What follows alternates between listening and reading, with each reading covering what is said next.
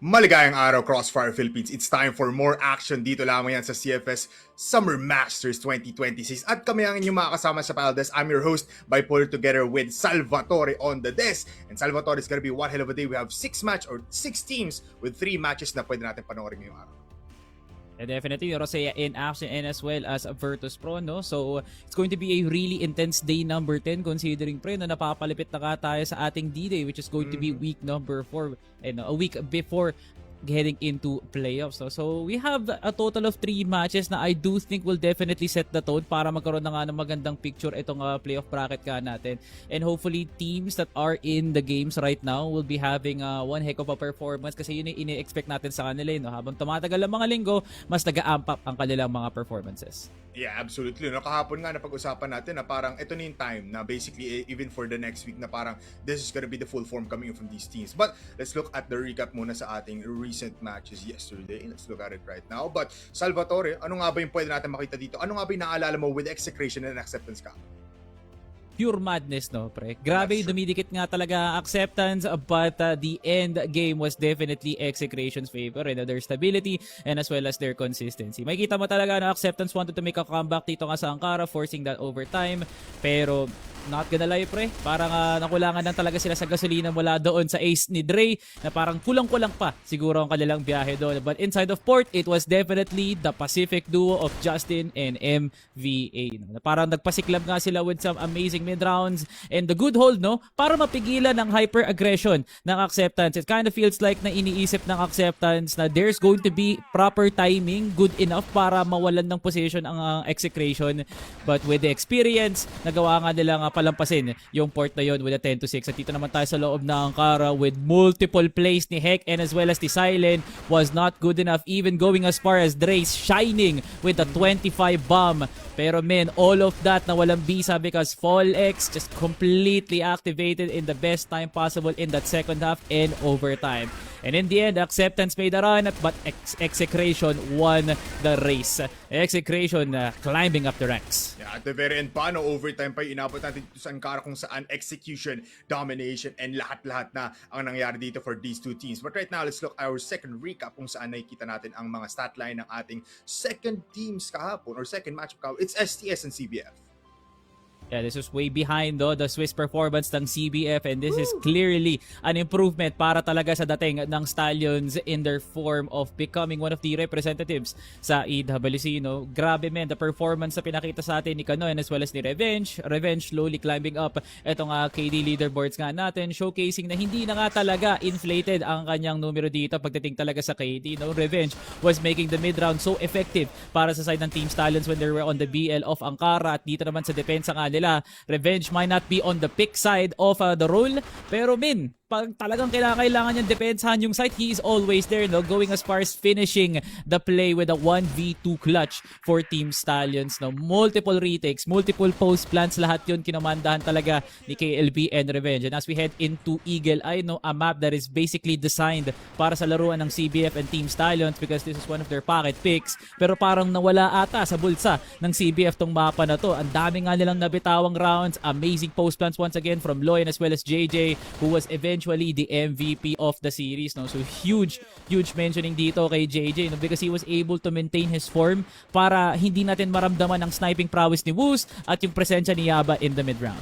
Yun ang big shoutouts din dito kay Woos pati kay Yaba because they really just played, to their form para lang makalaban ditong STS, pero na-dismantle sila dun last time, Salvi. It was STS in their best performance yet. But right now, let's look at the last matchup of the day kung saan ginulat ng Virtus Pro ang atras.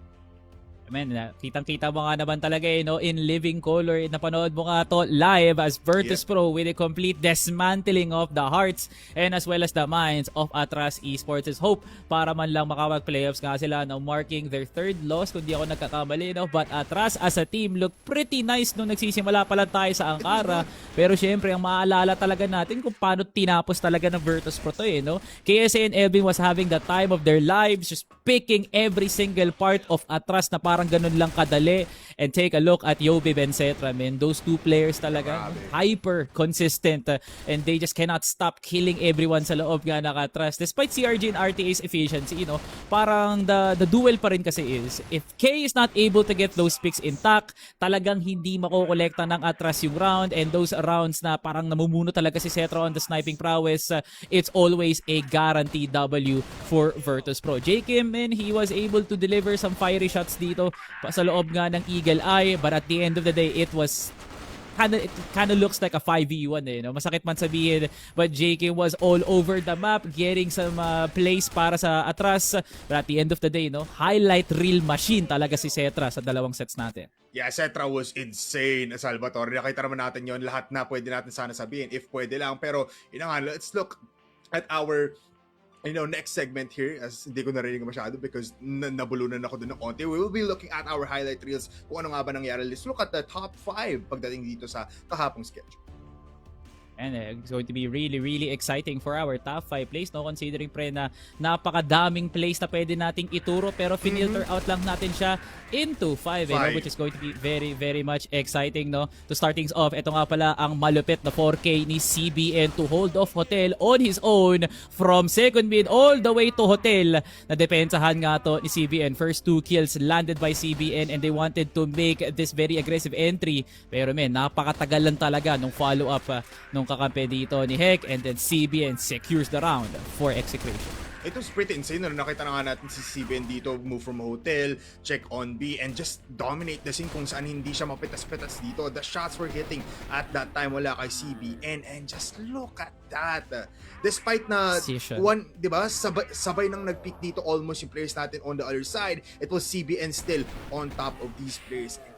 Wow, grabe man. Tapos after neto, it was just a cleanup with a 4K pa to end off etong Ankara map for execration. Pero yun na nga, that's our top 5. Pero marami pa tayong kailangang pag-usapan dito because we do have a top 4. And of course, si Cetra yan. Pag-usapan natin dito si Cetra.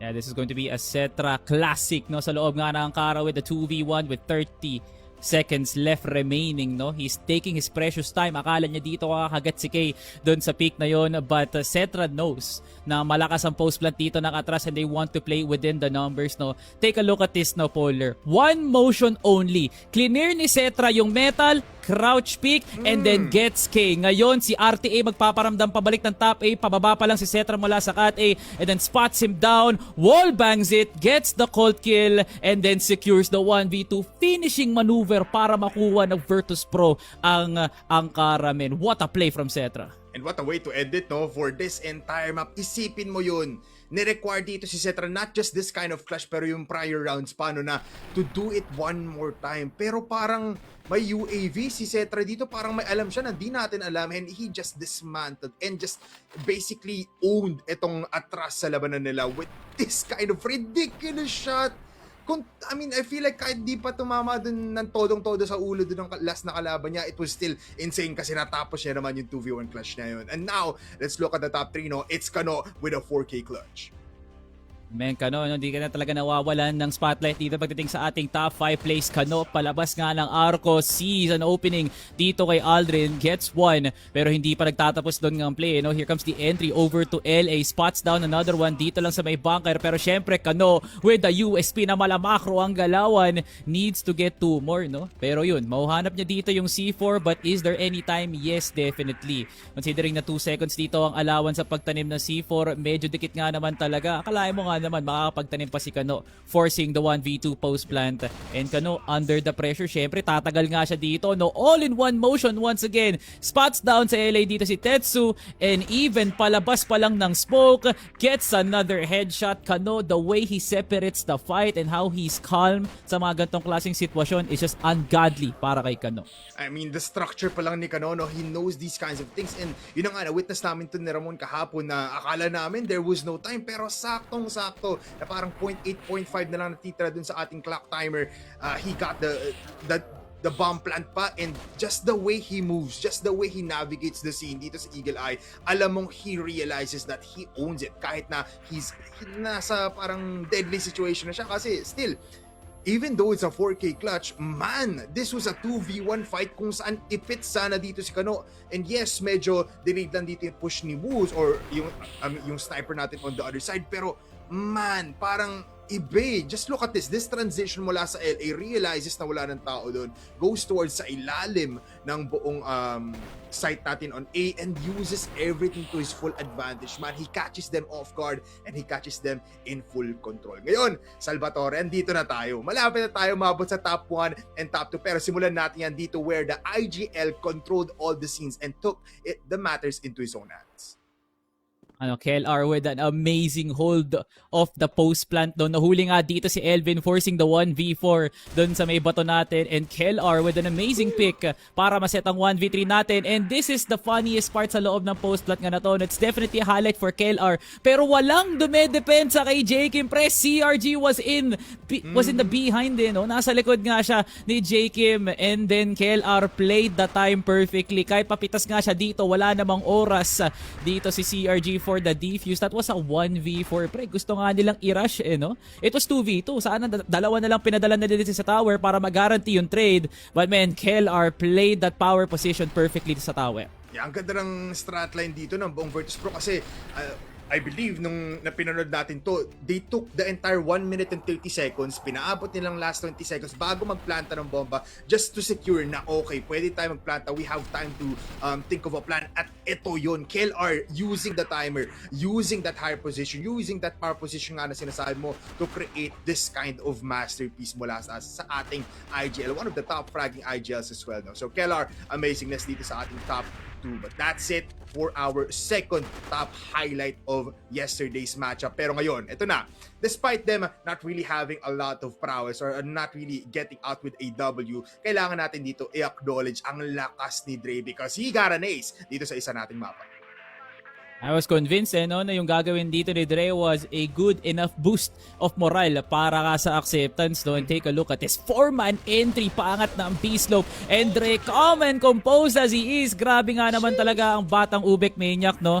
And the play that really cemented acceptance's worthiness pagpasok nga naman talaga ng playoffs is this very example. No? Papasok na nga si Yote pang galing nga ng market and then Dre, crosshair trained, 11 HP. Napisuan pa dito. Technically si Dre may oras pa makapag-USP si Yotib. And then nonetheless no, Dre completely circling it around para nga sa acceptance. Pero man, sayang talaga they did not get etong angkaran natin to force set number 3. But then, well played para dito kay Dre.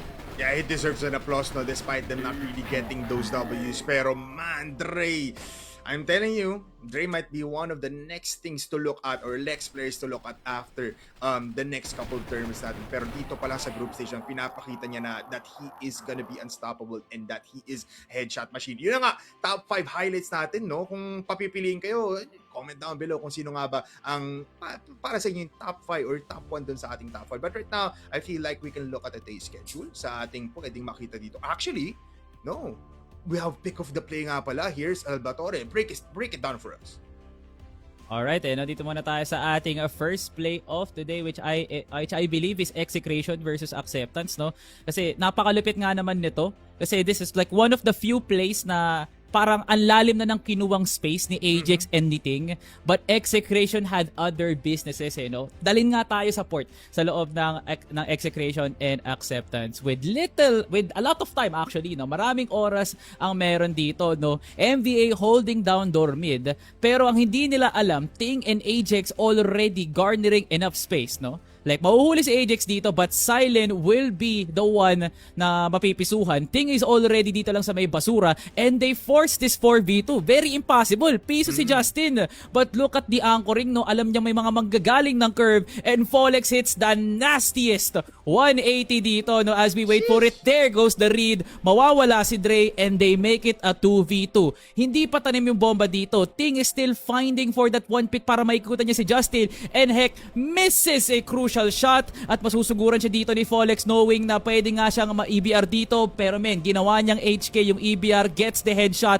and now Ting gets spotted papunta nga ng court and they convert the 2v4. Execration with the mind games and the reading of the movement kahit napakapal ng smoke dito lang sa may door mid. Execration got the round. Yun na nga, parang I believe din, Salvatore, ito yung naging breaking point para sa execution to actually control the entirety of board dito sa ating second half. Pero kasi kung isipin mo, ito yung kakalabasan or the result when you have map awareness and as well as talent players mula dito sa execution. They just literally held up in a 4v2 situation and wala tayong magawa. Acceptance really did play up against two heavy fraggers, two aimers sa buong Masters natin, Folex at as well itong si si Justin. So parang kung iisipin mo, what more can you do? At nung nakita natin yung 4v2 na yun, parang, oh no, this is still possible for execution at parang nakita nga natin na mangyari yun para dito sa acceptance.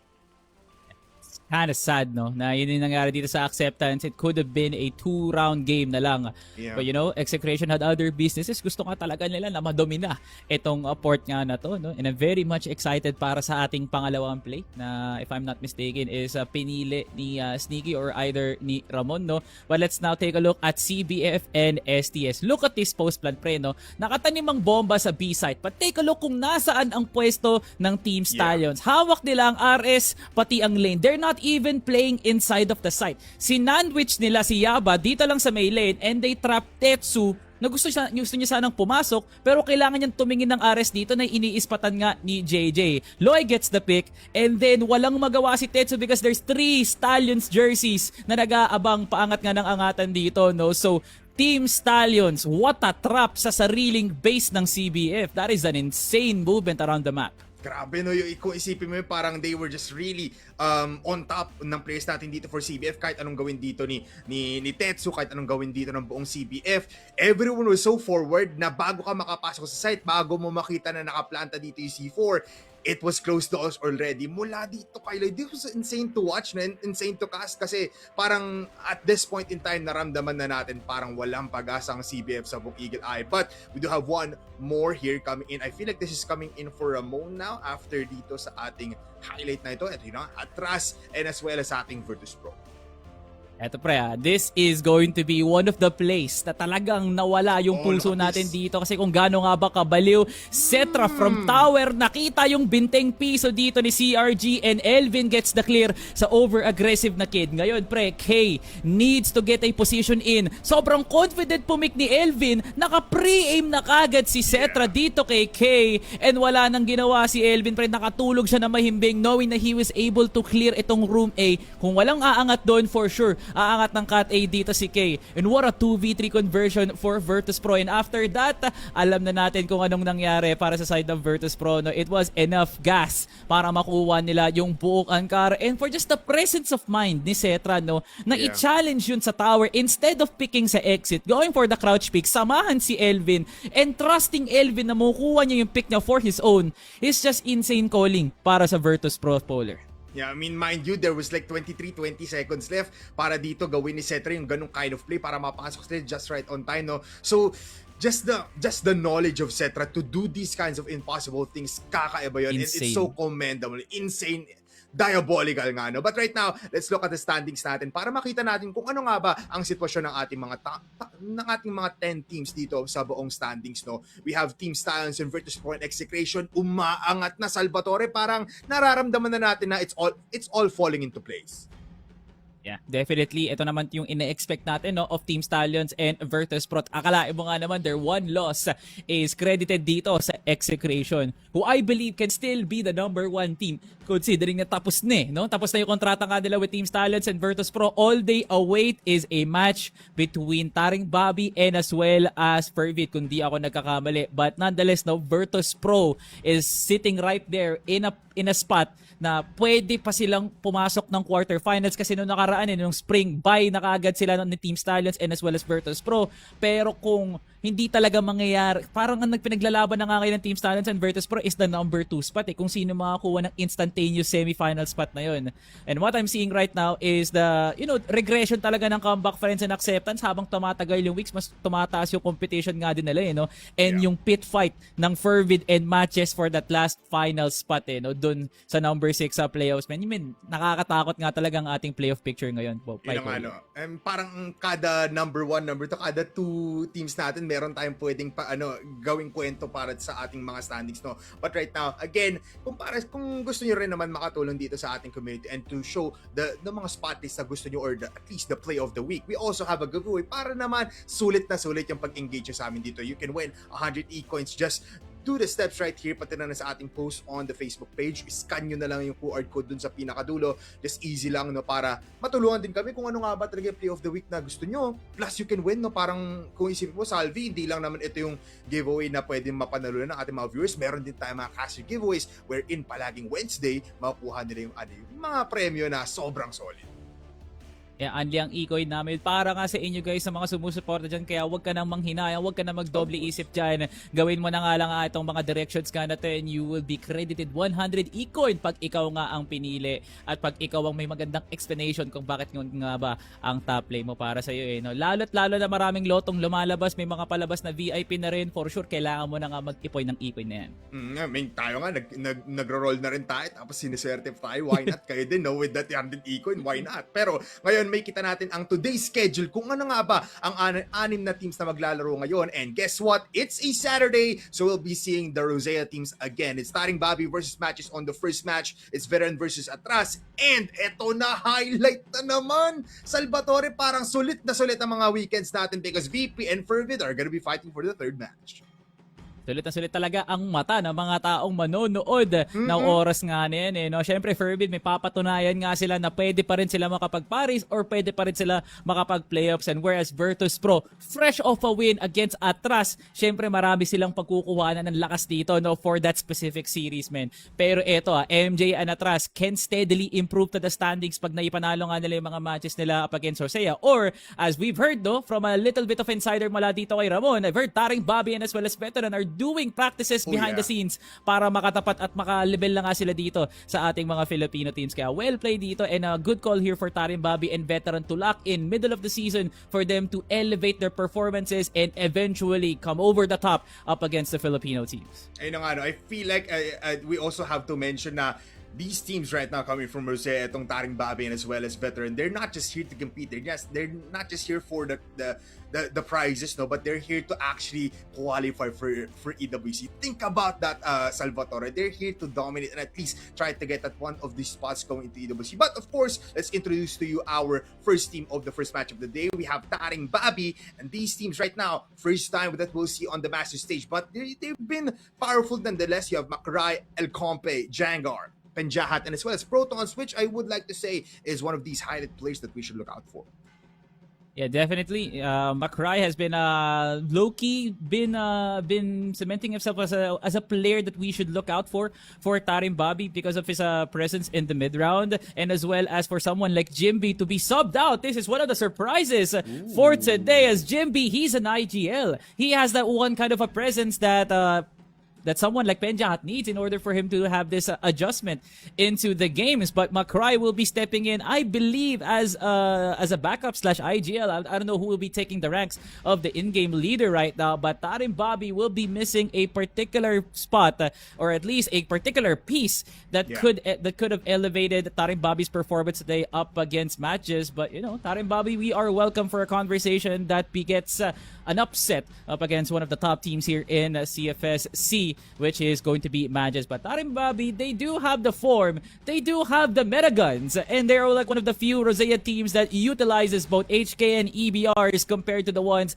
that uses the Scarlights and the AK-47s. But TARINGBABI just needs a bit of firepower in order for them to mesh well into the tournament. Yeah, they need a little bit more, but I would like to say, again, this substitution will be affecting TARINGBABI because right now, one of the top leading fraggers coming in for TARINGBABI alone is going to be Jimby, and he has played most of these rounds, right? Macray only played 51 rounds entirely for these like 4 matches that they've encountered with it. Atras, Fervid, CBF, and as well as VP. Now, they'll be playing up against Matches. That is one fiery team that is looking for domination now for the next coming of games because they need to qualify. They want to qualify, and this might just be a stab in the heart for TARINGBABI because if they're not prepared, if Macray cannot step up just like Jimby TARINGBABI does, well, TARINGBABI will be having another loss. But we're all hopes are here for Rosé teams, especially for TARINGBABI. We do have some questions and answers coming from El Compe. We did ask him, closing the first half of the season, what is the biggest change that you experienced so far? He did say, I'd say that by the second week of the tournament, we started navigating the maps better and executing specific plans. Previously, we relied purely on individual aim. Hopefully, by then, we can outsmart our upcoming opponents. What do you think about this from these words coming in from El Compe, Salvatore? He's not wrong, Bipolar. With that series against Virtus Pro, it kind of felt like they were having a very good execute from the Ankara map, because they were able to garner space and not entry, just as a team that wants to entry. They really wanted to take space because they knew they wanted information, and El Compe was hitting the right direction when it comes to making that quote. It was no longer individual aim from players like Penjahat and Protons. It was good mid-round calling, but because of that overlooking of that element, they missed out on aim as well, which is one of the vital parts of playing Crossfire 5v5. So yeah, TARINGBABI was hitting the right targets when it comes to map control, but they have to steadily improve on the aiming department in order for them to level up against these teams like MATTJESS. I mean, talking about steady, Salvatore, it looks like it's a steady win right now, or a steady pace for the next team that they'll be playing up against. It's going to be MATTJESS, where in MATTJESS, again, the story continues. The wall coming in for the playoffs, and the hopefuls as well. We have Ninkyu, Jason, Vincent, and Zach, and Yetja. I love, though, that Yetja, and as well as here coming in from Zach, and even Vincent, has stepped up on what they're capable of, because in the first couple of weeks, we saw Yetja not really having that kind of great performance, but right now he's almost there in contention with how Jason attacks as one of these fraggers in the mix of matches. I definitely agree. So Yetja is definitely a volatile player who's very prone to dying, but I feel like he's just fulfilling the role of someone who attacks aggressively. And they wanted a space. Of course, Yetja is going to do that for his team. So he's very commendable on that one. Yes, you should not look at the KD of Yetja. He might get picked off, but it's added information for MATTJESS, and that's where Ninkyu comes to the fray. He's able to shine for that guaranteed trade, and I feel like the gameplay of MATTJESS centers around what information Yetja gains for the team, and how much space can Vincent and Jason provide so that Ninkyu can do the fragging. And huge performance upside here for Zach. He's having one heck of a 3-week stretch from that slow start of week number 1, is now presenting himself as one of the huge threats from this match alone. So MATTJESS' improvement from going as far as losing 4 straight to now a possible playoff appearance is MATTJESS' storyline being relived right now in Master Summer. Oh, let's see, right? This is their second to the last matchup. Basically warm up coming from matches before they head on to the final boss, we call Stallions. But Zach now currently has 199 kills. Once he hits that very first kill in this matchup, we'll be congratulating him as well. But yeah, MATTJESS in top form since the very first week, and I'd love to see them qualify once again, because the MATTJESS dreams are still in contention, Salvatore. But if TARINGBABI did prepare, if TARINGBABI did improve, they might just be the stopping there. But let's look at the head-to-head right now on who will be watching out in this kind of matchup. It's gonna be Makurai and as well as Ninkyu.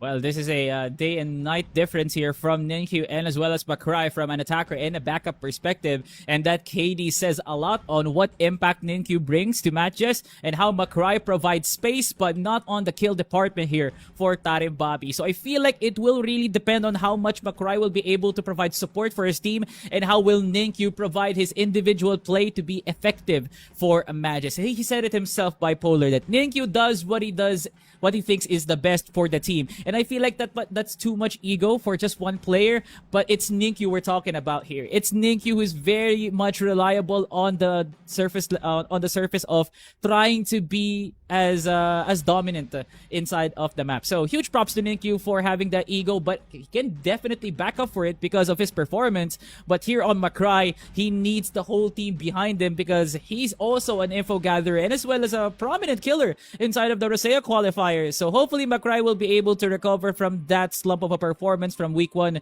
to week 2 and then be able to garner a lot of strength from this matchup against MATTJESS. Absolutely, Salvatore. You know what? Let's start off these fights now with our map veto for these two teams. We have 3 maps for you with as well as the bans. They did ban up Of course, new compound and Eagle Eye will be going to port in the first map. We'll be seeing Black Widow for matches. That's gonna be insane. Right. And we'll have Ankara for our decider. Any thoughts about this map, Vito, Salvatore? Well, finally, we're seeing a new era of map vetoes here on week number 3 It's not because Eagle Eye. TARINGBABI will be getting their map pick, but MATTJESS has been adding Black Widow to their season, and this is not the first time that we saw Black Widow. This is also the map that they picked up against Atras Esports. So MATTJESS is ushering in a new era of trying to be one of the teams that are unique in terms of their map picks. Probably they're preparing for the playoffs because it's going to be best of 5, so there's going to be a lot of maps played, and they want as much as action inside of Black Widow. So it's definitely right here for MATTJESS. But here on TARINGBABI's side, they banned out the wrong maps. I'm so sad here for TARINGBABI because they opened up Black Widow. They could have banned this out, played new compound because those are one of the maps as well that has a Rosea presence to it.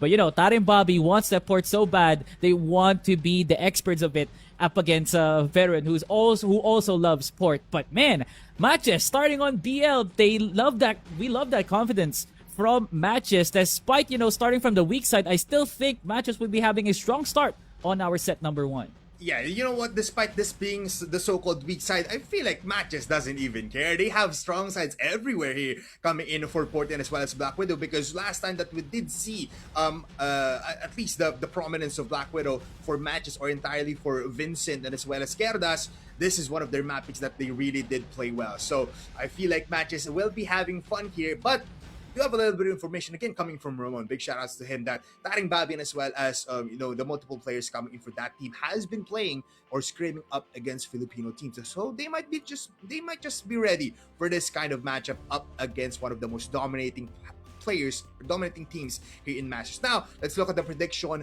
on who did we have a little bit of voting. We do have a full sweep up coming in for matches, and I feel like it's been a recurrent effect, but what do you think about this, Salvatore?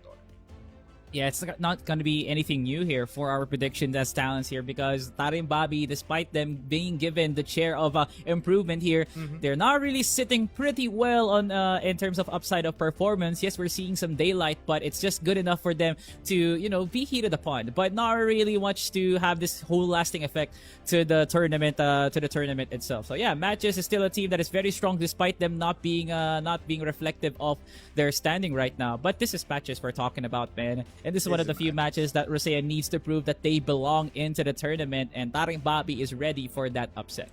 This matches, and that's why we have a whopping 82% in favor for MATTJESS. But I do always love we have some hopefuls here, especially for TARINGBABI. But TARINGBABI, again, you're in a very dire straits. You are in a possibility of an upset, but we do want to see something out of the blue coming in for your side. So let's see if TARINGBABI can really upset MATTJESS despite us having 2-0s here all across the board in the panel and as well as the casters deck. But it looks like we are ready for more here in the panel. Let's invite our casters for our first matchup. It's Sneaky and as well as Ed.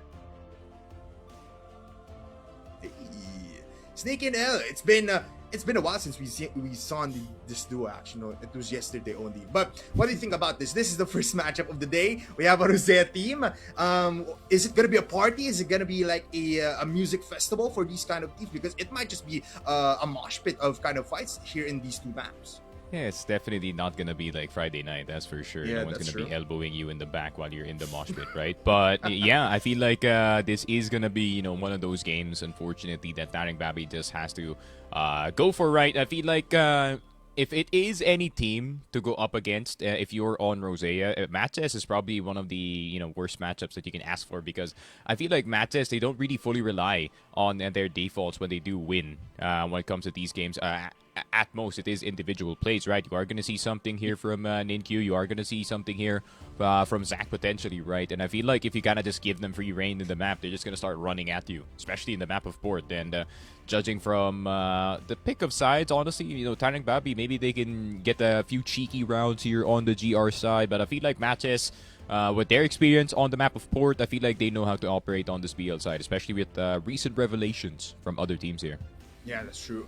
You know what, El? I do have a little bit of questions for you here before we start off on getting into the game. Do you think that TARINGBABI can also replicate what the other Rosea team veteran has been doing, like closing out, or at least having a close kind of matchup in terms of these matches, especially it's MATTJESS. They're in a almost kind of, you know, greedy form right now. I feel like it's a 50-50 type of scenario bipolar. Yes, they can, because from their interview question, right, they said that, yeah, we know that we have the aim, kind of, but we're lacking the mechanics and the strategy. Now, let's see the strategy be brought up into play here against matches. But then again, just like Sneaky said, this is one of the worst matchups for the side of TARINGBABI and Rose as a whole. Because, of course, if you're talking about music, well, let's just put it this way. The Cebuano team of MATTJESS will dance all night long to the sounds of budots. And you know budots, pare, they don't stop. No one stops. Everyone will be just going all around the map, dancing all along. And I feel like, TARINGBABI, if you want to dance, well, MATTJESS is inviting you. Well, it's going to be one hell of a fight here. It's going to be a party for these two teams in Port and as well as the last two maps if we even go towards the decider. But we do have something to look out for here. We do have something to point out here for our first match of the day. We do have TARINGBABI's IGLL Compe needing to frag as well. What do you think about this, Salvador? Yeah, it's kind of true here, bipolar, because we have an error right now being ushered in by the likes of KLB and Tetsu, who, if you are an IGL, you should definitely frag as well for the team. So El Compe needs to share that table as well in order for him to, to be one of the best. And to start things off, to have this like micromanagement of them having good map control, it also should start from the IGL, who's also able to frag. It's not just you being able to call the shots, it's also you being provided with the role that you can also shoot like an attacker, like someone like McCry or even like Proton. So yeah, El Compe has a huge responsibility being bestowed to him as the captain and as well as the IGL that should also shoot back to his enemies, because we do not accept anyone here who's also clinging back to his performance just because his role says so. So yeah, hopefully El Compe is now ready for some action here up against MATTJESS, because he's against Vincent, who is one of the best IGLs already in this tournament. I mean, if you think about it, right, teams are improving, and we would like to see some role accomplishments here as well coming from the Rosette teams, because right now IGLs have been fragging, IGLs have been, the peak performers sometimes here in coming to these matches. But of course, we do have one more here as well coming in for as well. I think this is going to be MATTJESS' side now. It is going to be Zach's return to his destructive form. We saw him now getting double kills. We saw him now dominating the field with the TRG. What are your thoughts coming into this sneak front? And this could not have come in a worse time here for TARINGBABI, right? I feel like Zach, obviously, we do know his disappearance in the first four matches or first four games that they did actually play within the group stage, and we didn't really look himself, right? And we were kind of counting him out, from the conversation of one of the best snipers in this tournament until they won that one game. And yeah, everything does change. It kind of just felt like there was a huge shift here for Zach, especially that, he is performing as expected again. Maybe it is the MATTJESS blessing, as soon as you go 0-4, but still, you do have the prophecy right behind you, right? MATTJESS has to make it onto every single final. And I feel like, just like what I said, I feel like MATTJESS, they really do operate better as a team when their backs are against the ropes. And this is, in the literal sense, back against the ropes, because if they do kind of bad in this one, especially now that they're kind of trying to catch up on the map score, they might be in trouble. So, I would expect full form for the side of MATTJESS here. Yeah, I feel like the destructive form should also be applied here coming for the rest of the squad of MATTJESS, right? But Zach, man, you have been on fire. We'd love to see more. Now, looking at it, we do have one more here coming in for MATTJESS, and I feel like it applies to the entirety of the battlefield right now. Is the classic MATTJESS all over? Is this the classic magic all over again? What do you think about this, El? Because MATTJESS, right now they have a win streak coming into the playoffs. Yeah, I feel like with their last two matches, right, including TARINGBABI, the win streak is already established. They just need to continue getting the ball rolling. But I feel like we're only going to allow that up until this TARINGBABI match. Their final match for, I think, week 4 is going to be Stallions, right? So let's see all of that build up, all of that momentum, and then just put it into this final blow against Stallions. But of course, if you're talking about the win streak and the classic matches, if even they lose, right, to Stallions, I feel like their score in the standings is still enough to put them in playoffs. And then again, that fulfills the prophecy that Sneaky and I foretold, right? Yeah, you know what? Classic matches, it's looking like everyone is hoping for them to get into the playoffs, right? With a possible 2 more wins here, they might have it in the bag, and we might see an EWC spot or a Paris MATTJESS in form. We might see that, but of course, it's time for us to throw it to the casters. It's time for game number 1. It's game on. It's Sneaky Frog and El. Good luck to you guys.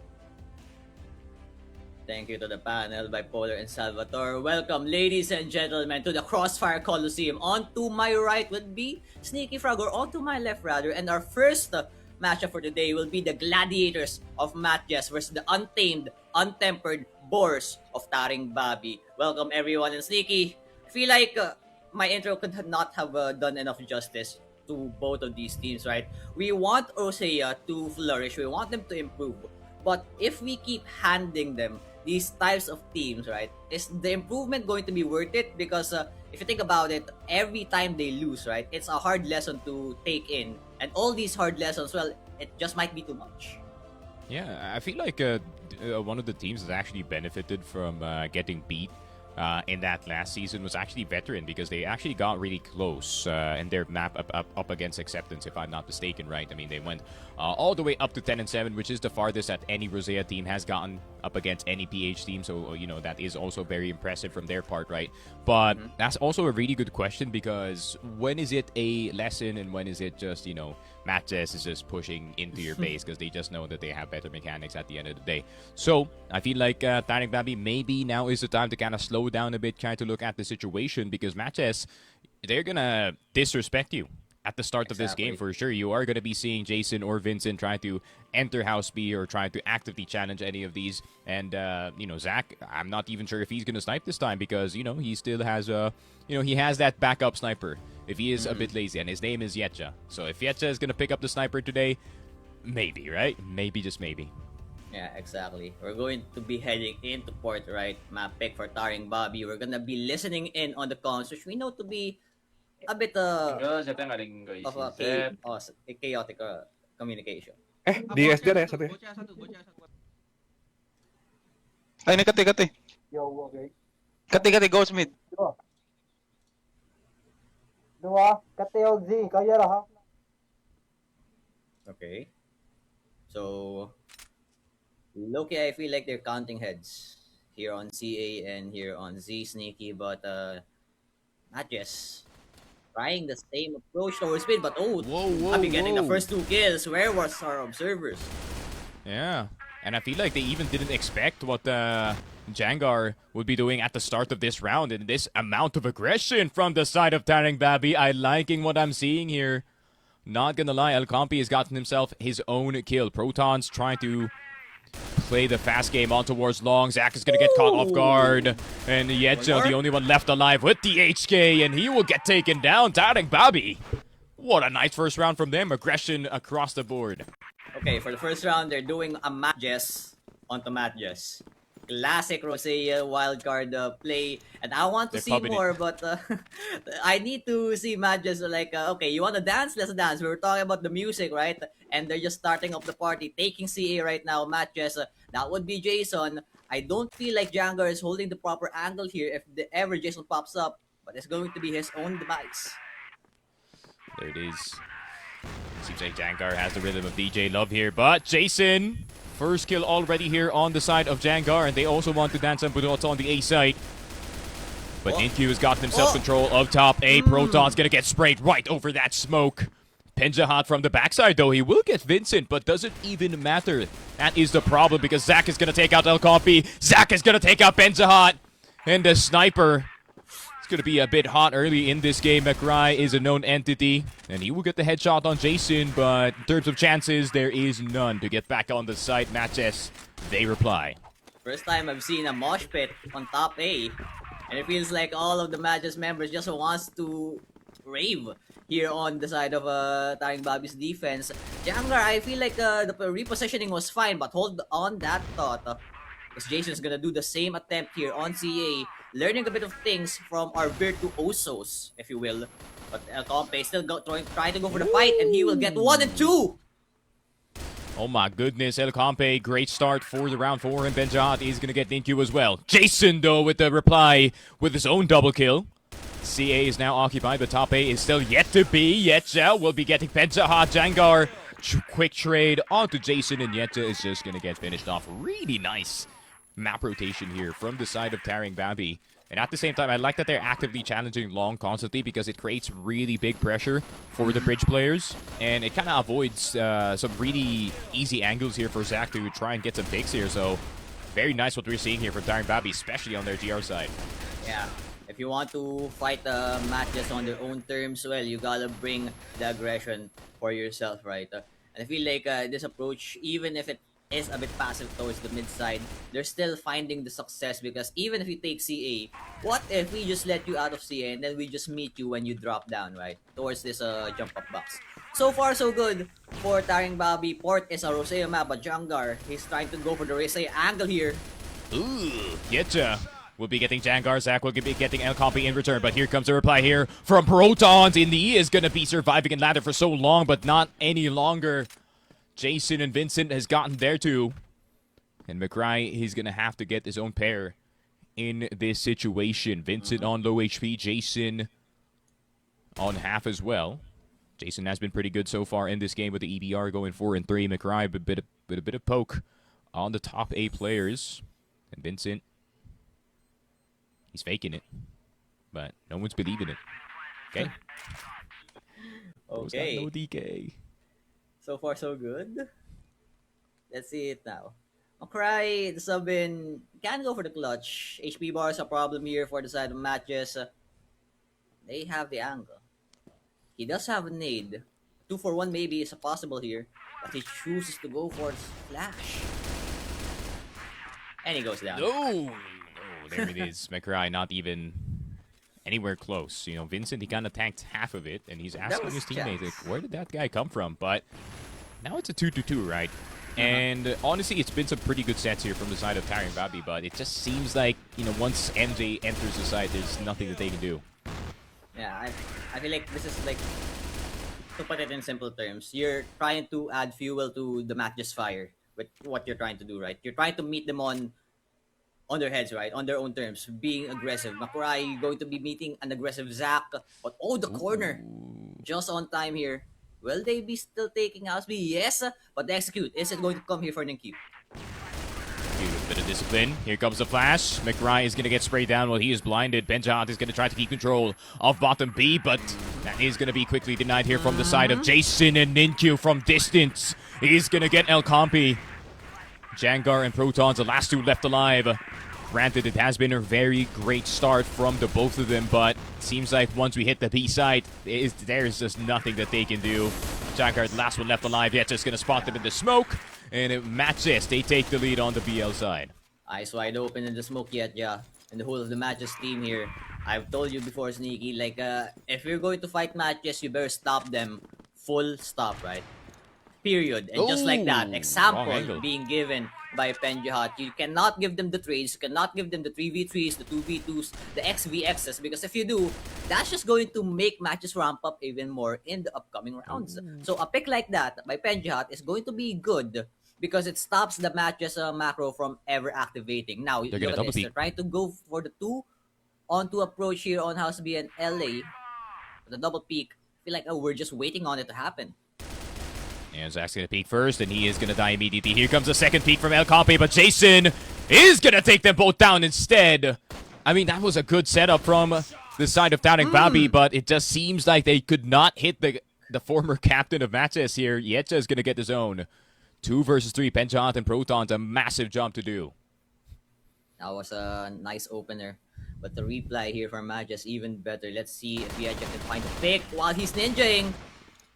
Ooh, took a bit of adjustment, but he finally hits it at the end. Penjot probably spotted on sign, and he does take out Yetcha. Hold on, wait a minute.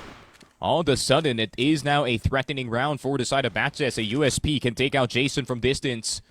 And Vincent can also die as well on the cross. Flick is there, not the hit though. They still have to make it to top 8, put the C4 down. There's no HE in the hands of Benjahat, so instead, Vincent with the El Clasico crouch peek, pre-aim, pre-fire. And it is a 4-2 timeout here from the side of TARINGBABI. And well-needed one, in all honesty, right? I feel like there's too much. I wouldn't say there's too much of the map that they're giving, but they're literally dismissing. Yeah, they're just missing the shots, man. The reply, sometimes the replies here from MATTJESS is just too good.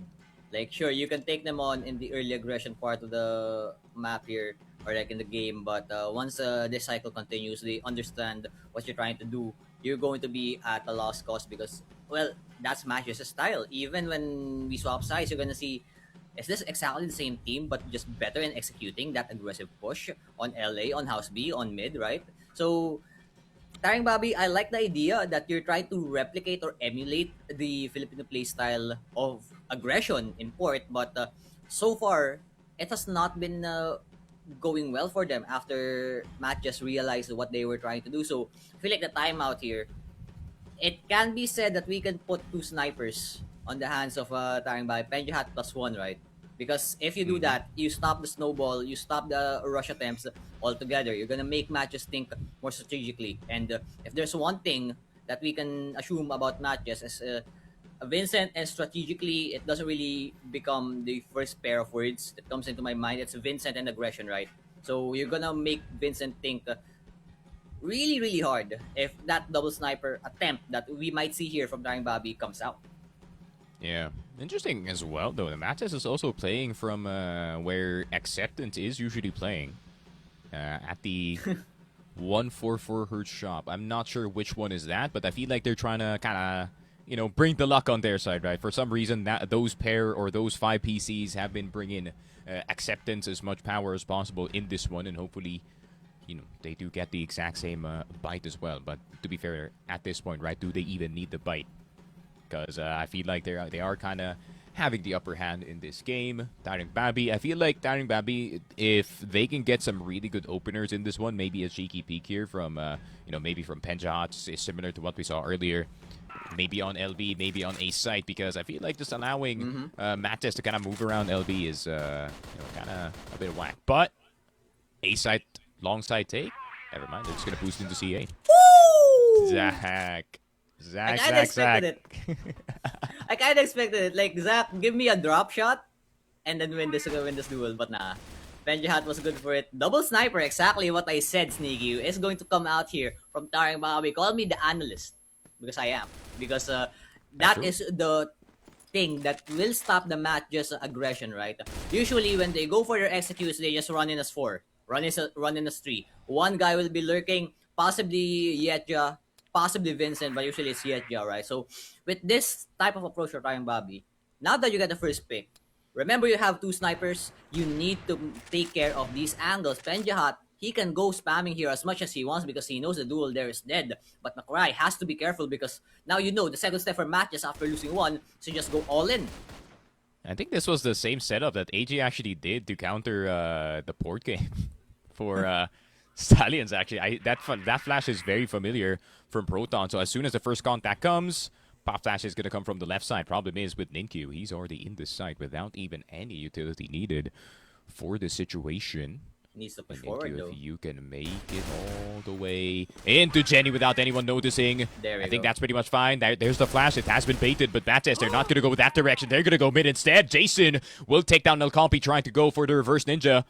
But the targets have been made. Top A Jangar sniper there. Yetja, bit rough on the spray, but he finally gets the sniper down.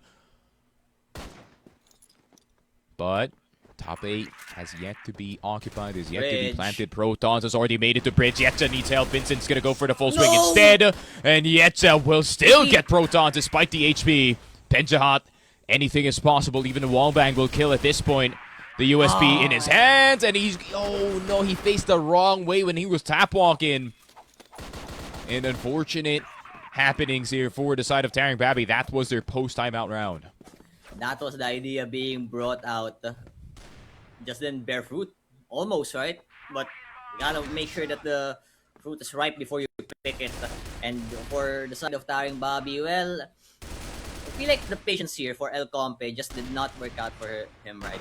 He took CA, he tried to go ninja towards the BL side bridge, but there was one guy waiting. And who was it? Yetja. Exactly the man that we were talking about anti-lyrics, but Jason, he's trying to go entry here on House B, but he's all alone. Doesn't matter. Ooh, McRae.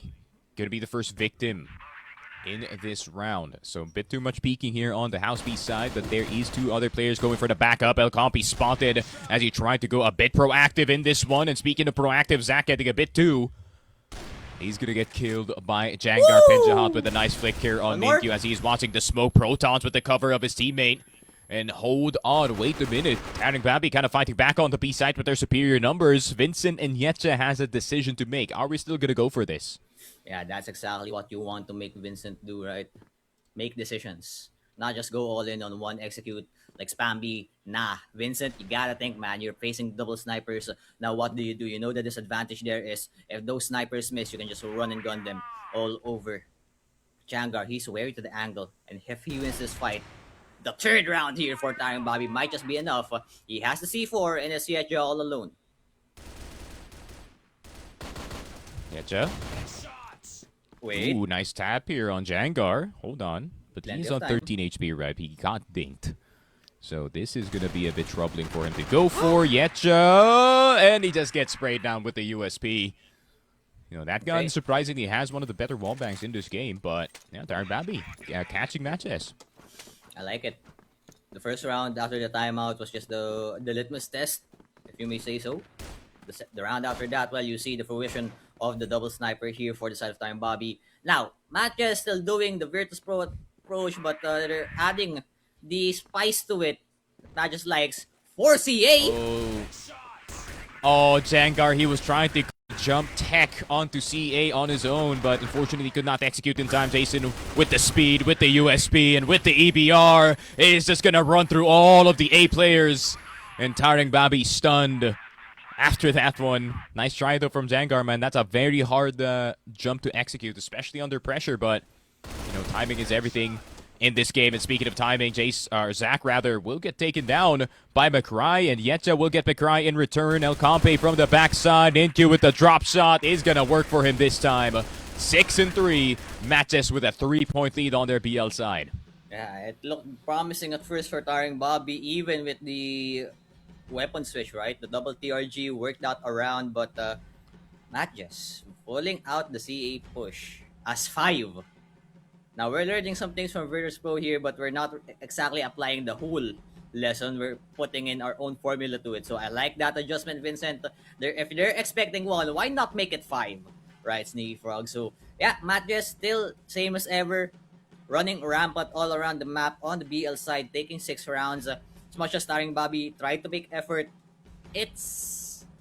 What do you say? Let's give it 90%, right? 90% of the rounds was winnable, but matches had to happen, right? You cannot stop this team when they are on the aggression, just like that last round. For TARINGBABI, Bipolar is here if you want to learn how to jump on that box. Jangar, just go on his stream when he has some free time. Yeah, Sneaky. I feel like TARINGBABI improvements have been shown, but like you said, it's MATTJESS. The onus here for TARINGBABI is to try and bring down the ultra aggressive Filipino team.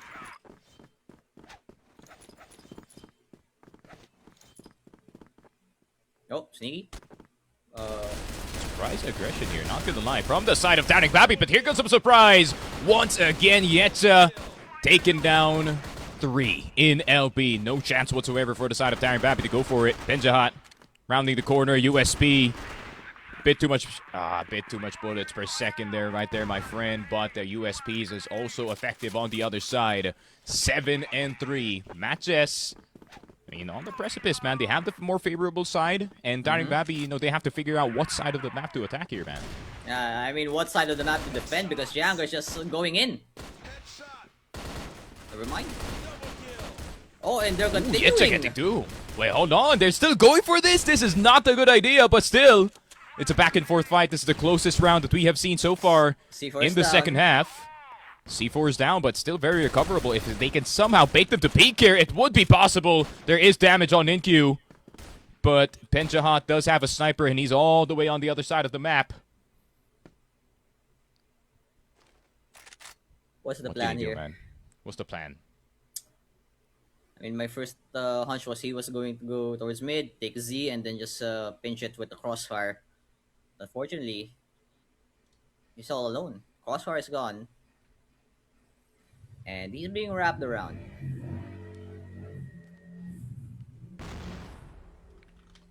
Okay. Long fight here on the Storby angle. Oh, he's soning Q. And it's just a matter of the Z player coming alive. There we go. Oh, wait! Hold up. We have a plan, Sneaky. It's a 1v1. It is a 1 versus 1. Penjahat, he has the entire map to think about, though. That is the problem. And Ninkyu's doing the same thing that he did. Going all the way around. Oh, he's already gone to bridge with Penjahat. It's a 50-50, right? He's either just going to go House B, or he's either going to go the curve side, but Penjahat, wrong place, wrong time. And it just happens to be a wooden box that he is standing in front of, and we know, El, that wooden boxes, they're not the best covers up against EBRs. Might as well call them paper boxes here in Crossfire. I would have liked it though if we played that box angle at the end when you exit House B. You know where I'm talking about, where I got the 3K with Bipolar in our streams. But yeah, Vincent here trying to go for more, and a 3K for MATTJESS. And it's just a full sweep, man. Pull out the broom. It's just absolute madness here from the side of MATTJESS, right? It is just them going forward. And we kind of expected this, right, El? We kind of expected that there is a certain point in this game where MATTJESS is just going to straight up disrespect whatever TARINGBABI is doing. And they are just going to roll forward in this one. Here's the attempt on the sniper, and he hits two! One with the Colt, however. Flick is there. Yetza. The redemption on the sniper. 4K for him. Penjahat is on the other side of the map and looking for a chance, but Yetza is looking for the ace instead. And he is already running towards the direction of A site. He's already has his eyes trained on the A sign player. And there is just a distraction happening here from Vincent, and that is an ace for Yetza to finish off the map of port. Pure domination from MATTJESS. But what else did we expect?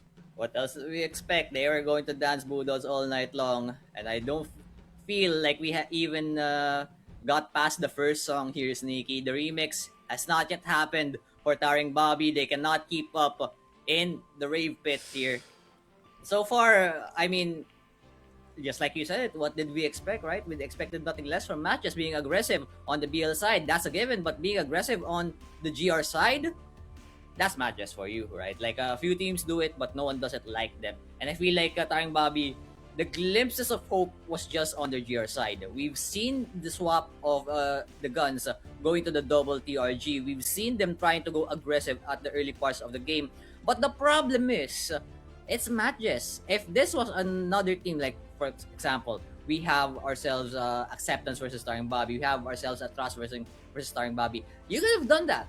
But the problem is, it's MATTJESS, right? It really is just the name. It really is just the team. It really is just the players that you're going up against. All attackers, by the way. Every one of these players on MATTJESS had a history of being an attacker or is currently an attacker. So, well, it's hard. If you're defending, they're just gonna be attacking. Even if they're defending, as MATTJESS going on the GR side, they're still doing the same. Yeah, and it's just unfortunate that this happened, right? Because there was a bit of a hope at the start of the game here for TARINGBABI, especially when they were kind of pushing on the long side and, trying to kind of meet MATTJESS at the gate, right? But it just came to a certain point where MATTJESS just said, hold on, all right. We can outplay disrespectfully in the BL side. Maybe we're going to try and slow it down and try and punish more of these angles here for the side of TARINGBABI. And once the confidence was kind of removed from them, you can kind of just see MATTJESS kind of doing whatever they want in the map. You can see Ninkyu already at the precipice or at the entrance of House B without any flashes whatsoever. So, yeah, TARINGBABI needs to figure out how to gain that respect from them. Yeah, exactly. But I feel like that's port done and dusted here, Sneaky Frog. I want to hear what our panel thinks of this remix done by MATTJESS. Bipolar, Salvatore, what are your thoughts on this dance floor? Oh, what a matchup that was, El, and I feel like we have a lot to break down here sa ating on the first match, right? We do have TARINGBABI. Actually, I would like to commend their very first round, right? Their first 2 rounds here, they got in towards Z, CA. They had full map coverage on the GR side immediately right off the bat, but it feels like, at the end of the day, once that confidence and once the disrespect coming in from matches that, you're nothing but low lives to us, hits in, it's gonna be rough. And we literally saw that in the last couple of rounds here on port. But how about you, Salvatore? What did you take away coming in for port? Yeah, matches kind of locked in when there was like a hyper aggression here for TARINGBABI. The first 5 rounds that we saw inside of a port, it was definitely some huge CA control being prioritized by TARINGBABI, and as well as some fights that are happening inside of LA. They were denying every entry here from both Yetja and as well as Ninkyu, which is a nice touch because those technically are the 2 players that are really hard to kill inside of this specific match. But it kind of looks like TARINGBABI has a bit of a comfort inside of port, which is considered like one of their best maps entering into Sea Masters Summer when they were still qualifying for Rosea. So yeah, TARINGBABI, with the collective experience that they have inside of this map, really fared pretty well up against MATTJESS. But like I said, MATTJESS locked in. We had Zach hitting some insane shots, Vincent now making the right calls, and then Ninkyu still disrespecting the defense here of TARINGBABI alongside Jason. So yeah, MATTJESS really turned the switch when there was like a bit of a trouble or a threat looming into the corner. So yeah, TARINGBABI had the gameplay, but MATTJESS had the mind that they wanted to win so bad. So yeah, TARINGBABI was not able to recover. They were just garnering some space, but were losing so much duels from Ninkyu's defense and as well as Yetja's presence, even getting that 4K. So yeah, MATTJESS collectively was the better team, but we have to give props where props is due. TARINGBABI still showed up inside of port. Yeah, amazingness, man, right? Map awareness was there, map control was there, despite them being on the BL or even on the GR side, but it was still a rough time for them. They still had a pretty tough time up against MATTJESS, but MATTJESS, man, you saw it quite clearly, right? Even on the BL side, even on the GR side, once they were there and they were able to make a statement wherein TARINGBABI just went into a 2v4 at the last minute of the round. So at the end of the day, it was always gonna be tough, even if they got these like opening picks. But those opening picks were not really impactful picks. It was like 1 or 2, which is not enough to shut down matches. But now, looking at the replays coming in from our game, just like what you said, Zach hitting insane shots, and that's what we want to see. And this is like one of the few rounds where Macryan as well as El Compe were getting some huge numbers here on the BR side of MATTJESS, which is uncalled for. Usually, as GR, you try to defend here top in as well as bridge of your own bridge, right? So it's kind of looking at a way that there's going to be like this looming effect here for TARINGBABI to play like the Filipinos inside of CFSC, which is kind of effective. When in the past few rounds that we saw from El Compe and Macray's aggression, it turned out pretty well, and they had very huge returns. But of course, MATTJESS is a team with 5 pure aimers, even going as far as Zach, who used to be an attacker for Sibaquero Esports, really using the TRG as well as his aggression to aim at to the enemy's head. Really proved to be the better prospect here for the series specifically. So yeah, Port kind of looked like a Port that wanted more fights instead of playing defaults and executes by Polar, which is very far from the Ports that we usually see. Take a look at TARINGBABI. They wanted very much aggression inside of this map, but they were not warranted to by MATTJESS, and the score reflects that. Despite the number of kills here from Penjat and as well as Jangar, look at the number that Yetja collected. Oh yeah, man, you saw him in port and you see him once again, but this time he has a 100% rating and a 95 as well on Ninkyu. Not his most entirely explosive performance, but it is just MATTJESS being MATTJESS things and giving Yetja a little bit of a spotlight. But look at TARINGBABI, man, 12 kills on Penjat. He's still fragging and he's still the top fragger coming in for TARINGBABI, so he needs a little bit more oomph. But yeah, Jangar as well. I feel like these three, Jangar, El Compe, and as well as Penjat needs to provide more, at least to give some activation form here towards Macryer as well as Protoss. But yeah, 13 rounds was what we watched here on port, and only 3 going into the hands of TARINGBABI. Now, we will see our set MVP for this match. Who do you think this is? Hopefully it's Yetja because of his blast out performance, and he is with a 1.77 kills per round. He's almost going double on that area, and with a 3.83 KD for Yetja to finish things off inside of port. He was doing double duty. He was using the TRG and he was using the HK to the success of MATTJESS. So yeah, props here for Yetja for maintaining his form, and a huge improvement from the prior series that we saw Yetja perform. He's no longer the player that uses himself as a shield for his teammates. He's definitely the sword right now that is used as the gladiator's entry to the site. So yeah, well played here for MATTJESS inside of set number 1.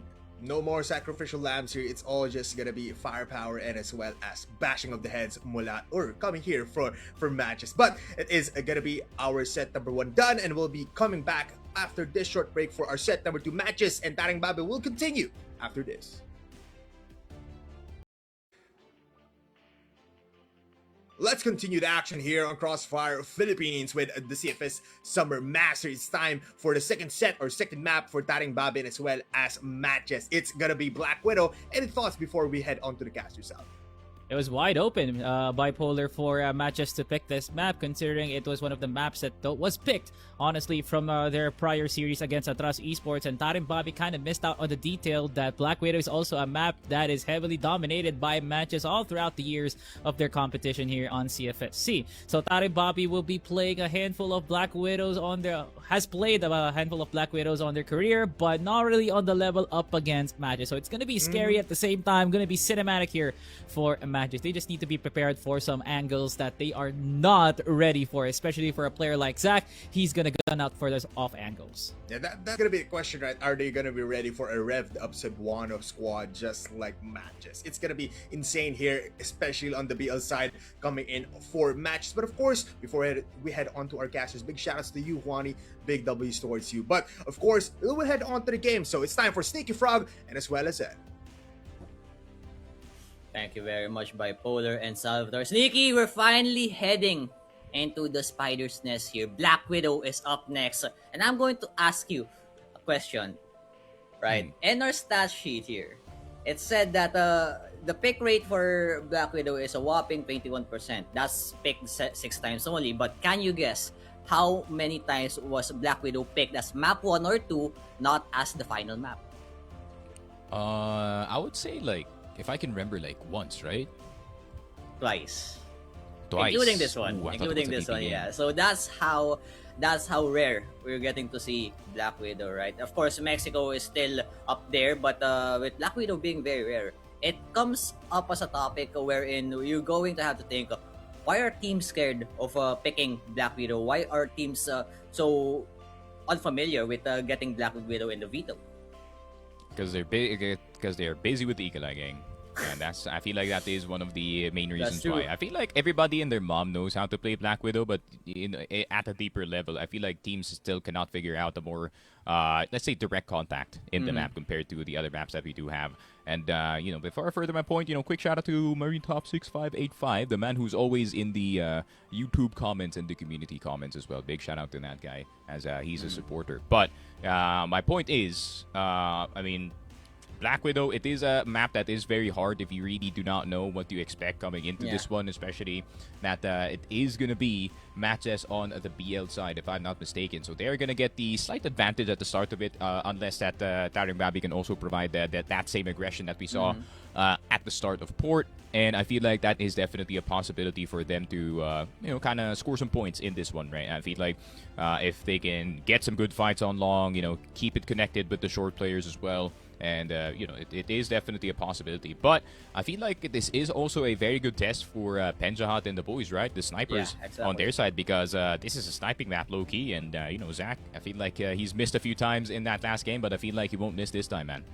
Yeah, the stage to frame fight, the LA fight towards Terrace, right? And sometimes the house B to the B arches sniper fight is something noteworthy to see. But I feel like we haven't seen Black Widow all that much, because if you think about it, it's one of the most played maps in not just in the esports scene, the game, right? So we're going to be heading into our live counts to see what our teams think of this map at the start.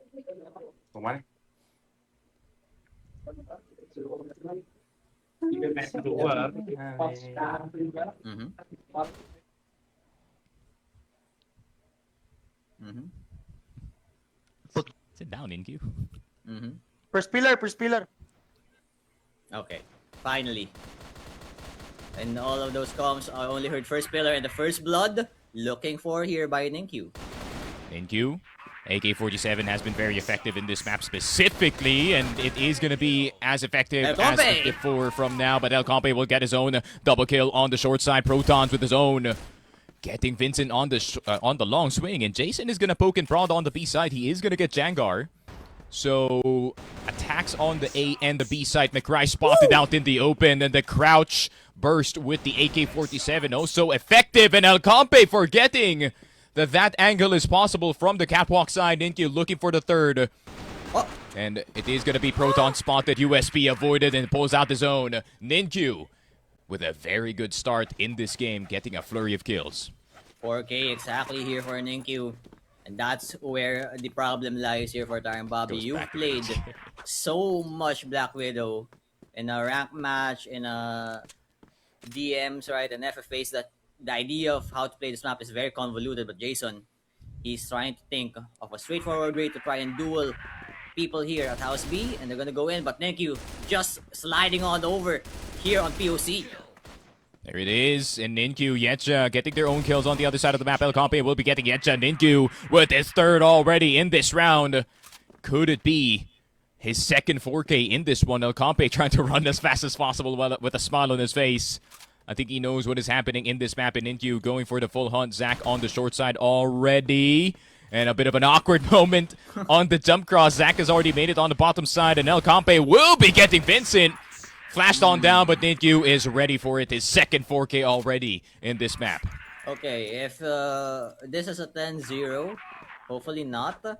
And Ninkyu still gets 4Ks every round. He's about to get 40. He's gonna average 40 in this map. He's That is averaging 40. one hell of a style. But Jangler trying to take a fight, he will lose, and that's House B given up here by TARINGBABI. They're gonna go on anyways. I don't think Ninkyu's even tap walking at this point, but Ninkyu will be finally taken down for sins. Yetcha will be getting taken down by Protons, who's picked up the sniper.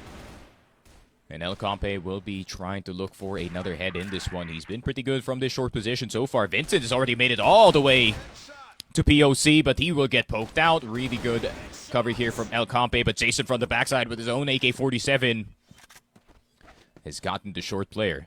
3 versus 2. Penjahat and Protons on very low HP. McRae only the one on full. So I think since the C4 is still dropped on POC, it's just going to be them just defending the A side. Okay, thought that was a nice lineup, but Penjahat will get one more here.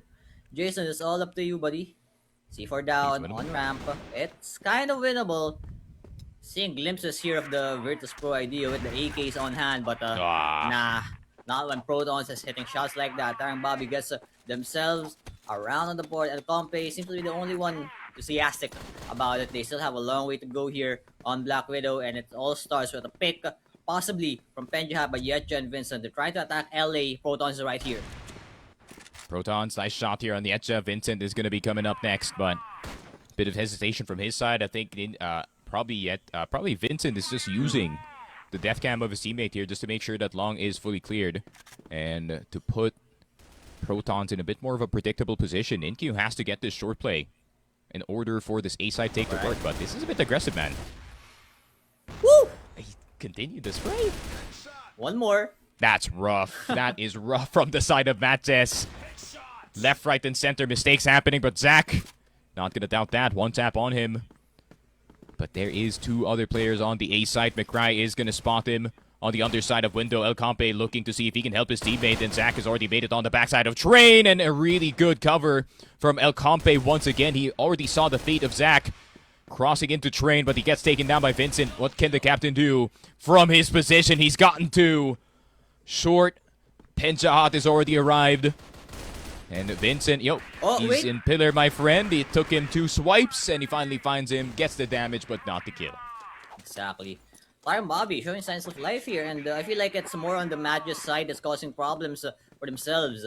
This is not a map, Sneaky, where you can just 4-1, right? It's a wide map. You have 3 lanes. And 3 lanes very, very far from each other in terms of rotation. As much as you tap walk, as much as you run from one point to the other, it's gonna take you at least 10-second stops to go from mid to LA to maybe water side on B.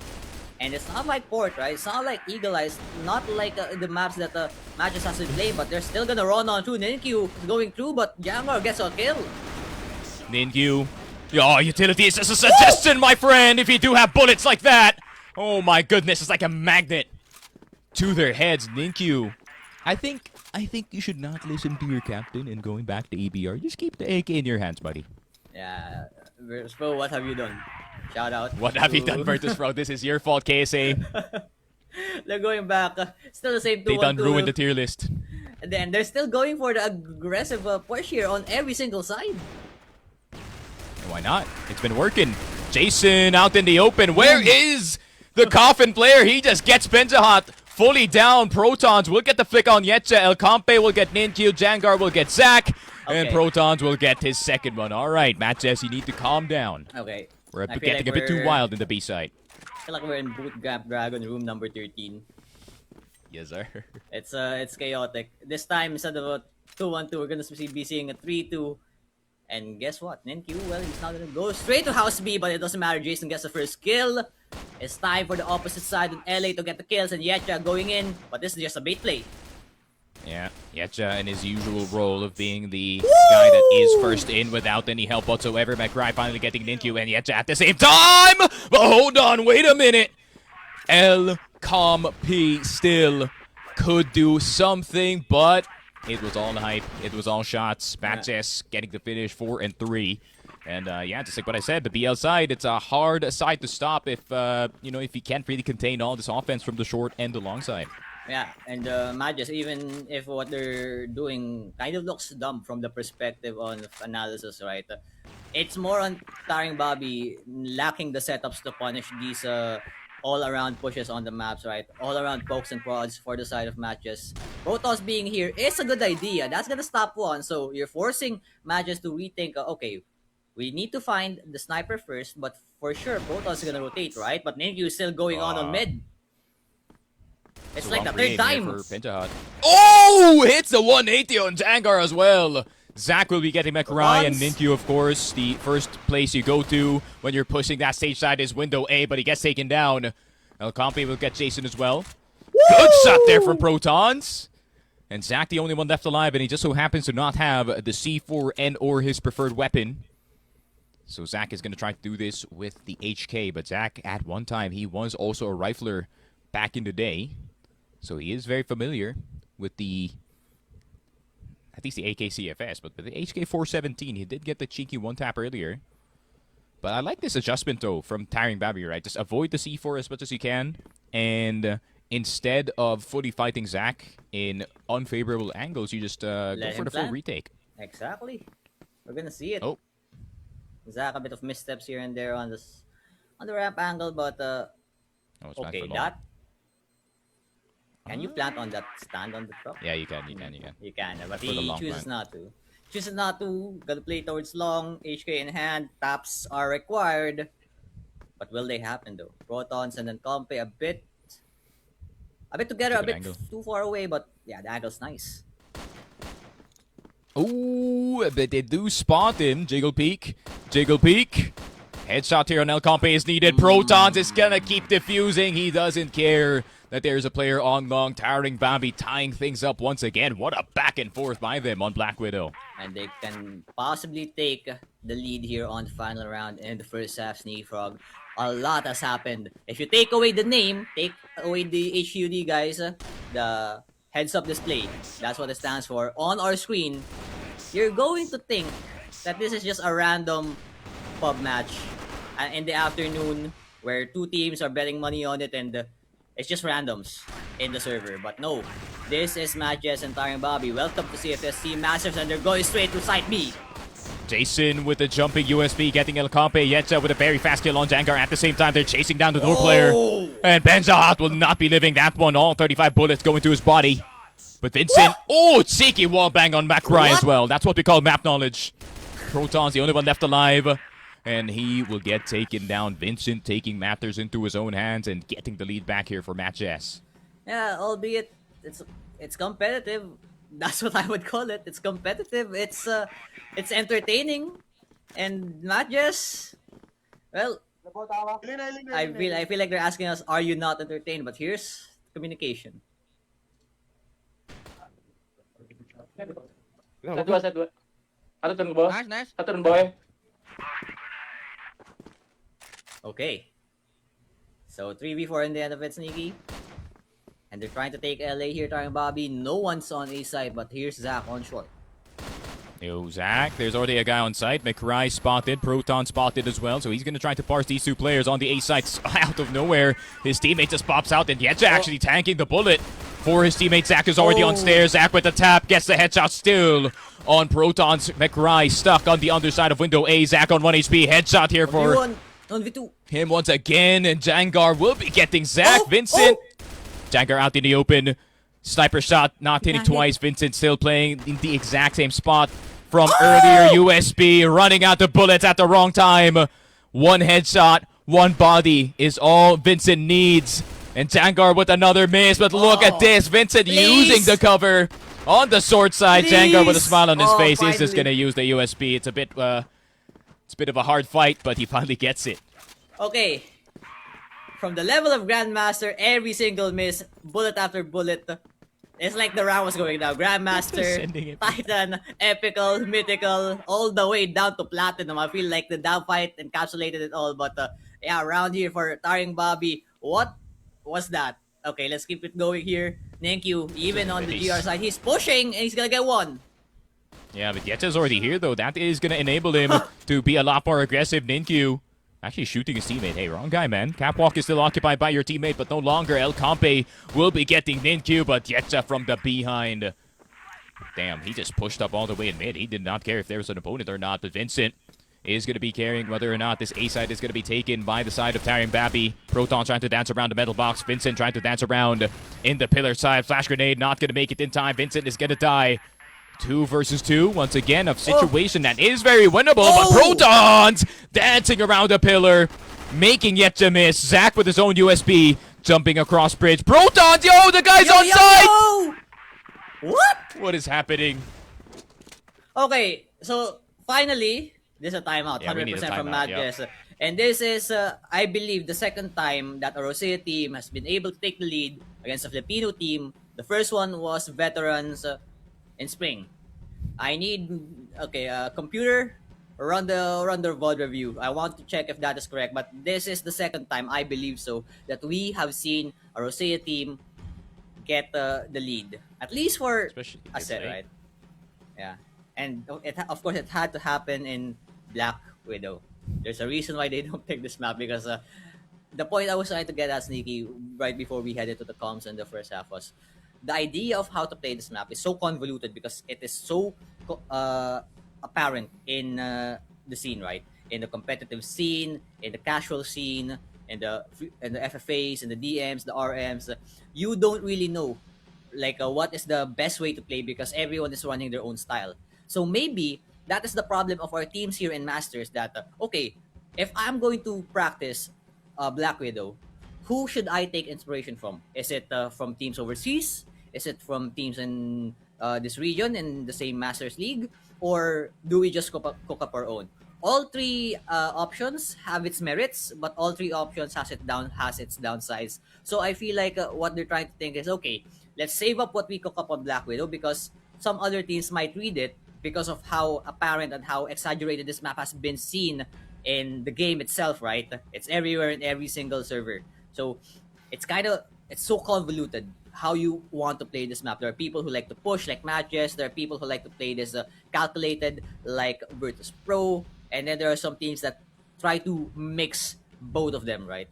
For example, let's say Alliance from last season in Black Widow. But yeah, it's just craziness. It's chaos in the form of a map. And I feel like that is what took TARINGBABI to the lead. And MATTJESS, come on, man. Pure aggression. Let's put a bit of brains here. Let's put a bit of macro. Vincent, I know this is a casual day for you, but we need to see more ideas, right? Even if it's just a little bit of 2 steps, right? Throw in a flash, then you go in. Ninkyu, for the love of everything that is Cebuano aggression, you need to calm down. Stop pushing. Yeah, stop pushing. Because I feel like that's in the expectations now, right? For the side of TARINGBABI, that they are going to be rolling forward. Even if they are on the GR side, they will be taking catwalk, they will be taking ramp, they will be taking short. And, that is, very common punishes, right? If you are in a, let's say, just like what they said, bootcamp dragon, the usual punish when it comes to 8v8s, especially when players pushing in short or in long, is you literally just hold metal box or maybe try to bait your teammate into hard peeking into these very hard to clear positions. But yeah, we're just going to take our sweet time in this one. It seems like one of the teams ran into some issues here with their tech, but we are just going to call it a dead round. But yeah, interesting game so far. Honestly, TARINGBABI countering a lot of these plays that MATTJESS is actually doing. And I feel like they're kind of just controlling themselves and going too hard in any of these fights. They're kind of avoiding the continuous fight that MATTJESS wants to see in the map. And as soon as that one fight goes, they're going to cancel immediately and they're going to foray somewhere else here. Yeah, exactly. I feel like if you're TARINGBABI, right, you expect this nuclear push to happen anytime. So you expect the Yetcha flank to be all the way up in your respawn. And if you've seen that like 2 rounds or maybe 1 round, you're going to expect it for the rest of the game. And being passive for TARINGBABI is nice, but when MATTJESS stops doing these aggressive pushes, like I feel after this timeout, they're gonna try to do that. What do you do now as TARINGBABI, right? Are you going to overcomplicate things, or are you gonna do the same thing that MATTJESS has been doing on their BL side, wherein you just push, you just try to make plays, you just make sure that Protons and Penjat get those picks with the snipers, or do you just snowball onto the side, right? I mean, if you think about it, MATTJESS when they're playing defensively, they don't really hold all that close towards the angles, right? They don't hold the house B angle. They don't hold the I forgot the window on the house B. Yeah, they're just very far back on the side is what I'm trying to say. So if you can somehow put MATTJESS in that kind of position, then I feel like this is going to be easier for TARINGBABI nonetheless. Even if MATTJESS continues to push, even if they go passive, it's just a matter of aim duel at this point, because you saw that one round where Zach tried to post plant from afar in terrace. He tried. I feel like the idea there was, okay, I can out aim these guys. Oh wait, maybe not. They throw some punches, right? So the idea there of you can out aim a Rosea team is gone. You need to outthink them. You need to outstrat them. Ninkyu, I like your pushes, but too much is bad. Too much is bad for you, right? And for your team. So I don't want to see that every round. I want to see you elsewhere, not in mid, not in house B. Just hold, stay close, and then just do the things that you've been doing. But this time, with a bit of taste and refinement. Yeah. Gonna be interesting to see what TARINGBABI has to offer, especially in this BL side that they have been so good at so far in this one. MATTJESS having to be the ones having to play catch up this time. And they're not pushing I think anymore. we are good. They're in play. The game's in play. Yeah, they're not pushing anymore. Finally, It looks but like never my mind. average epical game in a ranked match, just like what you say. It's like, that's me. On long, already push him. 3 of my teammates are in base.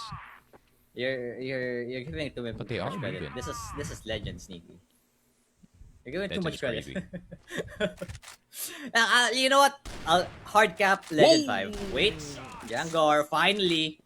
And I mean, I said it before. Stop pushing MATTJESS, but given the ample amount of time has passed, the edge is gonna go down, and this is an opening for TARINGBABI.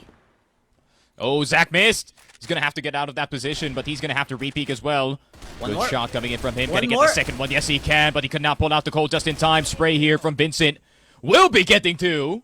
Protons will be getting Zach in return. Jangar, the only one left alive. Expected. Jason getting the shot in. 6-6 here for the side of MATTJESS. And yeah, I mean, you could kind of see it, right? You can kind of see it working here, El. They just kind of lost a bit of fights here on long. If Zach missed his second shot, that would have been a sight here for TARINGBABI. Even the push towards water side, right?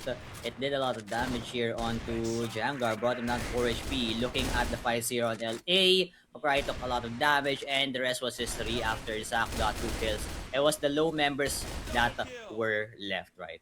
So going back to our live screen, and the tiny screen that is going to be enlarged right about now, Vincent is holding S short. That's what we like to call it. But Proton's not peeking just anytime soon. So maybe the just try to set up the LA push for now, then he tries to make his move. But Vincent is all too much aware of it. He's gonna use some util, and Protons, up to you to make move right now. Oh, Vincent.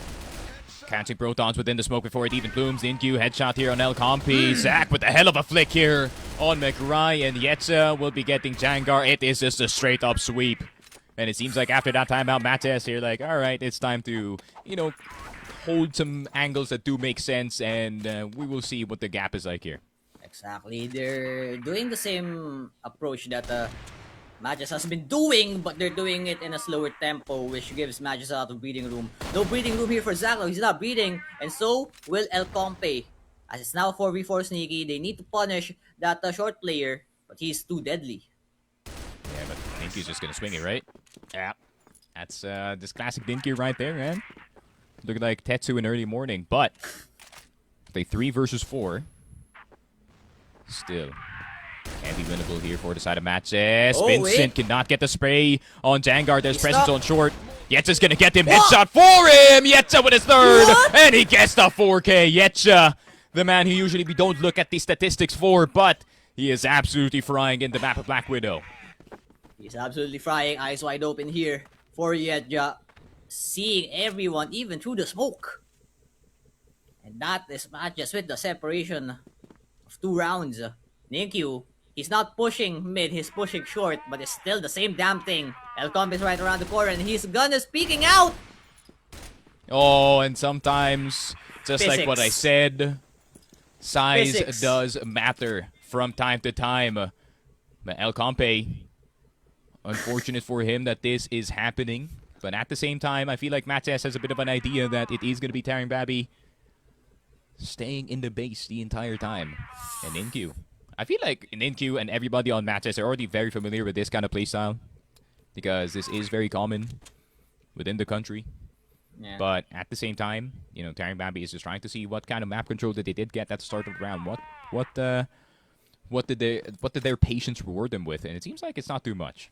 Exactly. I feel like nothing has been given here for TARINGBABI. And also, kids, just a side note, do not face the wall when you're hugging a corner, because you know the game physics, right? That's how Alcompe unfortunately passed away in this round. But Rido, Oh, only get one. one for Another one. one? Oh, There you go. another one though for Penchahat instead. Jason is now down. 3 versus 3. No, Ninkyu crossing the windows once again. You have to be careful about that. You're going to have to jump in between, especially when you're up against Protons here. And I like this though for Protons. He's starting to kind of get the habits of the pre-firing sniper in this one. But speaking of snipers, he's Zach pushing. with that one. HK417 is about to shred absolutely everybody on HP. And here comes Ninkyu with his own EBR. And will be getting both. MATTJESS, it kind of feels like there's a defense and there's just one guy assigned to go behind him. Oh my goodness. And if there's one guy assigned to go behind them, there's one guy assigned to go right in front of them. That is going to be Ninkyu holding short still, refraining from the shenanigans towards mid, ramp. But yeah, I feel like TARINGBABI, don't overcomplicate things. Just go for the straight up push. You've been doing the proper steps, but the thing is, you've been doing it for too long. I feel like the setup is what is taking time here for TARINGBABI, whereas when MATTJESS was attacking, they just ran through. And that's exactly what you need to be doing. So, against MATTJESS, but you can't exactly run through Zach, especially when he's scoped in. 5 members here on TARINGBABI on LA, and they're about to execute Sneaky. Zach.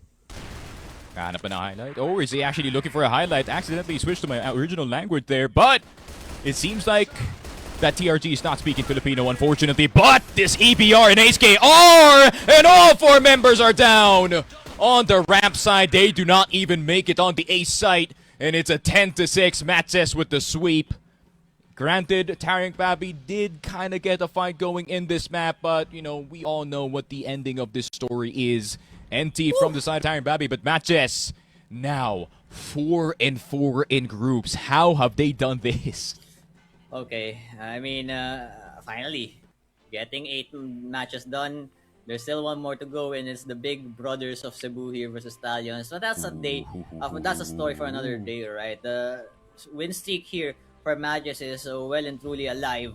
TARINGBABI, they just got run over with. After the Boo Dots remix was done, they just hit the break beat and they just put brakes on the beat here of TARINGBABI, not even letting them score after that timeout. Well, I feel like this is the classic MATTJESS that happened, I think, with veterans as well, wherein they were getting run over, they hit a timeout, and then, okay, time to play serious. And that's what serious MATTJESS looks like here on Black Widow. Rarely do we see it, but when we see it, it actually is pretty good, much like the map itself. So, yeah, Sneaky, I feel like if you are MATTJESS, this streak, you need to keep it alive. You have to face the rainstorm that is Stallions, right? You need to keep this fire alive. You have to put every single thing that is combustible, that is flammable here on the fire, just to pass through the rainstorm. That is going to be the final match. But if ever they fail on the final stage of this group stage, or the final match of this group stage, do you think this 4-5 record is enough to keep them afloat for playoffs? I feel like it could, but someone else has to go 4 and 5. We gotta do the maths. In the top 6. Yeah, you gotta do the math. I think the contention here for whoever is gonna get playoffs really does depend on how MATTJESS does up against Team Stallions and how Team Acceptance actually does against Team Stallions, right? Because they will be facing them on back-to-back days. MATTJESS, obviously, that is their last match for the entire group stage, and it's the same as well here for Team Acceptance, right? I mean, it really is the competition on who can really go the distance up against Team Stallions. And maybe if you're on the side of MATTJESS, if the prophecy is that strong, you know, a win might just be on the horizon. Yeah, MATTJESS, the win streak is true. TARINGBABI, nice try, guys. I like the Black Widow playstyle on the For defense, sure. but on BL, we need to refine it. Not quite my tempo. Is it your tempo, panel? Bipolar Salvatore, what do you think about this one? It's hard to say, pero mahirap naman talaga timbangin yung ating labanan, no? But we do have a little bit of leeway here to still keep on speaking another language. But Salvatore, what a fight though coming in for TARINGBABI. They defied the odds there in the first half, and I feel like they had a little bit of chance there. And you know, the scrims coming in for our Rose teams with the Filipino teams have been playing pretty well. This is a prime example of that kind of, you know, mindset that they're actually doing pretty well now here in the Masters, but it's still not good. But what are your thoughts here coming into Blackwood? Yeah, look, it's paying off for every practice that they made with Filipino teams, especially in a map like Port and Black Widow, wherein usually teams really do get a huge of an advantage when teams do get aggressive, and they get rewarded from that because of their sheer skill of dueling. And see, TARINGBABI really used Penjahat and Protons for that specific role. So them starting at the strong side really proved to be like a very good start for TARINGBABI. Protons was hitting, Makurai was roaming around the map, and Penjahat was hitting some insane shots. So that's a good start for TARINGBABI. And they went as far as forcing a timeout out of MATTJESS, which is uncanny for MATTJESS to be even calling for, considering how huge of a macro they have as a team. But you know, MATTJESS once again turning on the switch in the second half. Zach and as well as Vincent just doing what they can just for MATTJESS to survive, not them wanting to win, but they just want to survive every bit of round that Makurai and as well as Jangar is delivering for this team. And for Yetja to be doing the things we are seeing right now is just absolutely insane. He was overlooked and now we're seeing him. So good thing here for Yetja that he utilized all the hate he's fueled by spite right now to be powered up here for MATTJESS. Well played for TARINGBABI. It definitely paid off. Every single practice that they had for every Filipino team and as well as veteran really proved to be an evidence here, Polar. That once you practice, it definitely gives you a huge reward, and that competition that we brought to MATTJESS really proved to be very, very strong and could suffice for a different day. Let's see if it will keep on continuing, especially when Protons, El Compa, and as well as Jank are putting these kinds of numbers, right? Especially on Protons with 83% in terms of rating. But for matches, again, 100% here coming in for Ninkyu. Might as well end it off the entire series with Ninkyu as well, getting this kind of like stat line. 21 and 10 and 12 headshots again. 13 for Vincent. And of course, the man of the hour, Yetja, is still on fire. Goddamn, MATTJESS has been a one insane of a player, especially here on the second half. Just look at that. 5 straight rounds on the GR side, and no one can stop them. From pushes to mirror holds and to sheer aggressiveness, MATTJESS can still outfrag most of these players coming from TARINGBABI. A total of 16 rounds and 6 only going towards TARINGBABI. Now we do our set MVP, and again, it is gonna be Ninkyu. Well, definitely, TARINGBABI slowly, steadily improving, which is one of the terms that we like to use on Master Spring that was very much overused by Polar. But right now, we are going to use it because it's very much appropriate. This is one of the few times where TARINGBABI was able to get 10-0'd by Virtus Pro. And take a look at the improvement right now. They went as far as actually scoring at least half of the map sets that we have, but still, Ninkyu did not see any improvements here for the side of the Rosea teams because he still played out of this world. As GR, he was pushing Catwalk, CB, and as well as Safe Zone like there was no enemies. So 2.10 KD here for Ninkyu and a 0.57 headshot per kill for Ninkyu's AK-47 as well as HK-417. So yeah, we're not really sure what weapon of choice here for Ninkyu to choose for the following weeks, but kind of looks like AK-47 is a good fit here for Ninkyu, and he's still our MVP. I feel like every week that passes by, he's that consistent top fragger and a threat for each and every team that he plays against. And considering that they will be using this as the fuel for their match against Team Stallions, Bipolar, I feel like they're on their way towards a very good direction. You know what, Salvatore? I feel like the weapon of choice is not gonna be an issue here. I feel like Ninkyu is the weapon coming into these matches for matches. So that is gonna be an insane thing to see, especially that they're going up against STS next, or one of their matches there. Again, looking at our recap, we did start on court wherein we did also have a little bit of good fight coming in for TARINGBABI, but it almost was just gonna be the same kind of thing. A 3-10 scoreline. They saw some powers and they applied it even more here on Black Widow. That's why they got 6 rounds out of 16 in the entirety of BW 4 matches. So nonetheless, it was a big fight, right? We saw Vincent actually, face palming and actually scratching his head on what's happening in the entirety of Black Widow. We should be dominating. This is our mindset, right? So out of that though, 16 rounds is still good enough for them to close it all out. We did not see Ankara, but I feel like everybody knows now at this point that we cannot go to the decider, especially coming in for these kinds of matches. But we do want to see that in the next coming of days or next coming of weeks. So hopefully improvements there as well. But time to flip the switch, Salvatore. We do have an interview mamaya-maya lang. At ngayon, may kita natin, amazingness, Grabe, Salvatore, kakaiba, Kasi kung iisipin mo, tinanong natin sarili natin kanina, kaya nga ba ng TARINGBABI tapatan or i-replicate dito yung ginagawa ng ating veteran right now on the master stage? And it looks like yes. And this is very fast, Kasi last time, veteran and as well as riders not really having this kind of form. Pero with TARINGBABI only having 1 season right now sa buong master stage natin, already sa kalagitnaan ng kanilang journey sa buong masters, they're already putting up 6 rounds. And I would like to applaud that kahit papano, kahit natalo sila dito sa buong series na to. Parang marami tayong napulot dun There was a lot of plays dito ng TARINGBABI that really showed that they can fare up with every aggression na binabato ng Filipino team. Kasi yun yung asset ng mga ng mga Filipino teams, yung galit talaga. The aggression to take space and the aggression to take fights. MATTJESS and Execration really do share the same wavelength na pag-aatake talaga, kailangan may galit ka, at pag-aatake ka, kailangan alam mong may tutok ka.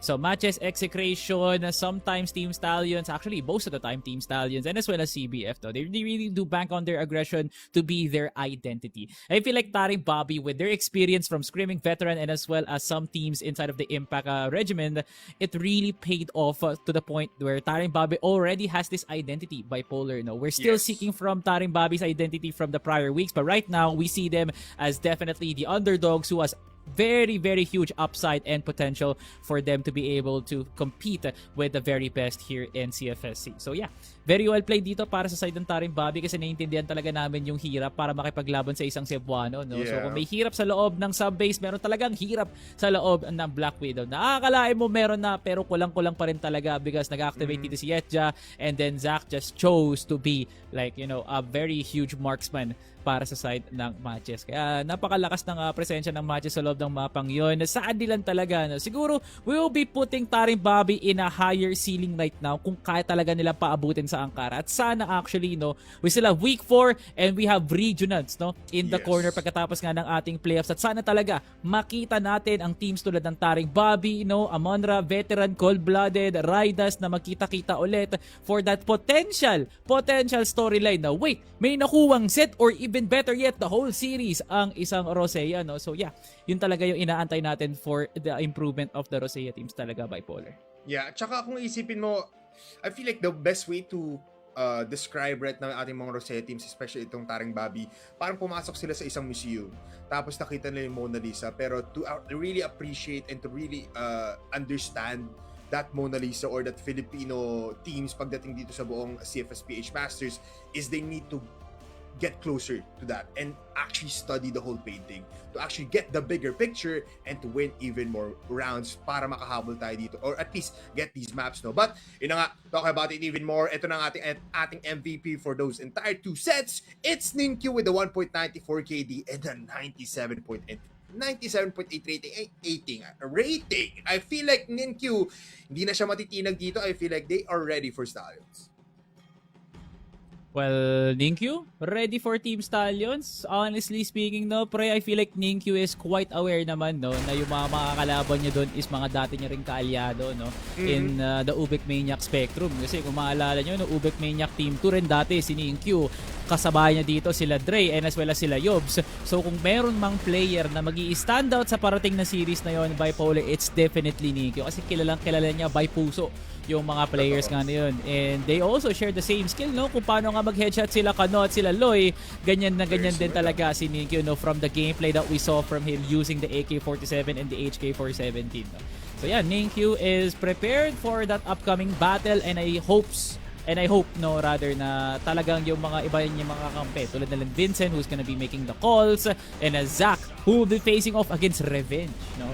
Like a name that we haven't mentioned in a while, no? So nakakapanghayok talaga na makita ang Team Stallions versus MATTJESS na ilang linggo na lang makita na nga natin. So definitely well played for Ninkyu and sana may pagpatuloy niya pa to yung gantong init kasi kakailanganin talaga ng MATTJESS ng kahit anumang klase ng lakas para sa isang laban tulad ng Team Stallions. I mean, nakakakilabot, no, na we're almost there for MATTJESS. Isang, possible matchup na lang and we might just see them into playoffs. You're making us a believer, MATTJESS, and we love to see it even more. Hopefully, you do prevail, especially up against, after this kind of win up against TARINGBABI na clean 2-0. There were some struggles, pero at the end of the day, it's still a win. So, a win is a win para dito sa MATTJESS. But, we do have a little bit of an interview coming in towards you guys. So, mag-antay-antay lang kayo. Pero, Salvatore, ang dami natin kailangan i-digest dito and to think about it. Parang MATTJESS, I would like to ask you, are they ready now? Parang, is this playoffs? Sapat na ba yung gantong MATTJESS na makapasok sa playoffs? Honestly, Ramon tuloy. Honestly, Yes, bipolar, honestly, no, feeling ko, yes, Sneaky Frog, no. Feeling ko talaga may hinahanap pa talaga ako para sa MATTJESS, no. Kasi alam mo, just suave, yung mga ganitong klaseng bagay, hindi ganun dapat natin nile-level when it comes to the place itself, eh. Feeling ko yung presence talaga nila pag nandun na yung mga kalaban nila. Feeling ko dun pa natin siya pwedeng ihulma. Kasi honestly, the MATTJESS last time was Atras and now TARINGBABI, no. And I feel like it's still not enough because Team Stallions has a different tier, different level, and a different approach of gameplay, no. So MATTJESS in terms of dueling kaya nga talaga nila, but in execution, no, nakita mo naman sa mga laban nga nila from Team Stallions, Virtus Pro as well as Execration na meron naman but sometimes it always gets exposed, no. So ganun talaga. I feel like MATTJESS there needs to be more and since tatagal naman sila sa panahon na bago nga nila makatapatan Team Stallions, they have a very lengthy period to prepare for Team Stallions. Siguro, no, bipolar, kung iba lang siguro kalaban nga nila, baka pwede pa sila makapag-playoffs, pero tanging siguro na mga sarili pa nilang kadugo ang pwedeng pumigil sa kanila para hindi pa mag-playoffs dito ang MATTJESS, no? which is a sad scene, no, for MATTJESS kasi ang tagal na nga nilang ginugusto na maging consistent for their playoff appearance and Team Stallions pa mismo yung magtatanggal. No? Yeah, I mean, I guess it is a test, no? Or at least why not end off your journey or start off your journey sa playoffs with this kind of matchup para talagang malaman kung kaya nga ba or sapat nga ba yung gantong kind of players up against gods coming in dito sa STS. And I would like to say, no, I feel like they have a pretty good chance since nasa rebuilding phase pa rin naman dito ang Stallions. They're still, finding their real form na nandito na ngayon si Revenge that they're trying to get back even if KLP does play, minimum or at least the minimum games that he is required to play. So, still, there's gonna be a lot of things to talk about, no? Pero I guess we're just having a little bit of time here before tayo makasama natin si Ninkyu. Alam naman natin, ang kable ng papunta dito sa Cebu, medyo malayo nga lang. So, pinapagdikit ulit yan natin ng ating production crew. Dumadayo na sila dyan, nasa barko na po ngayon. Magantay-tay lang kayo.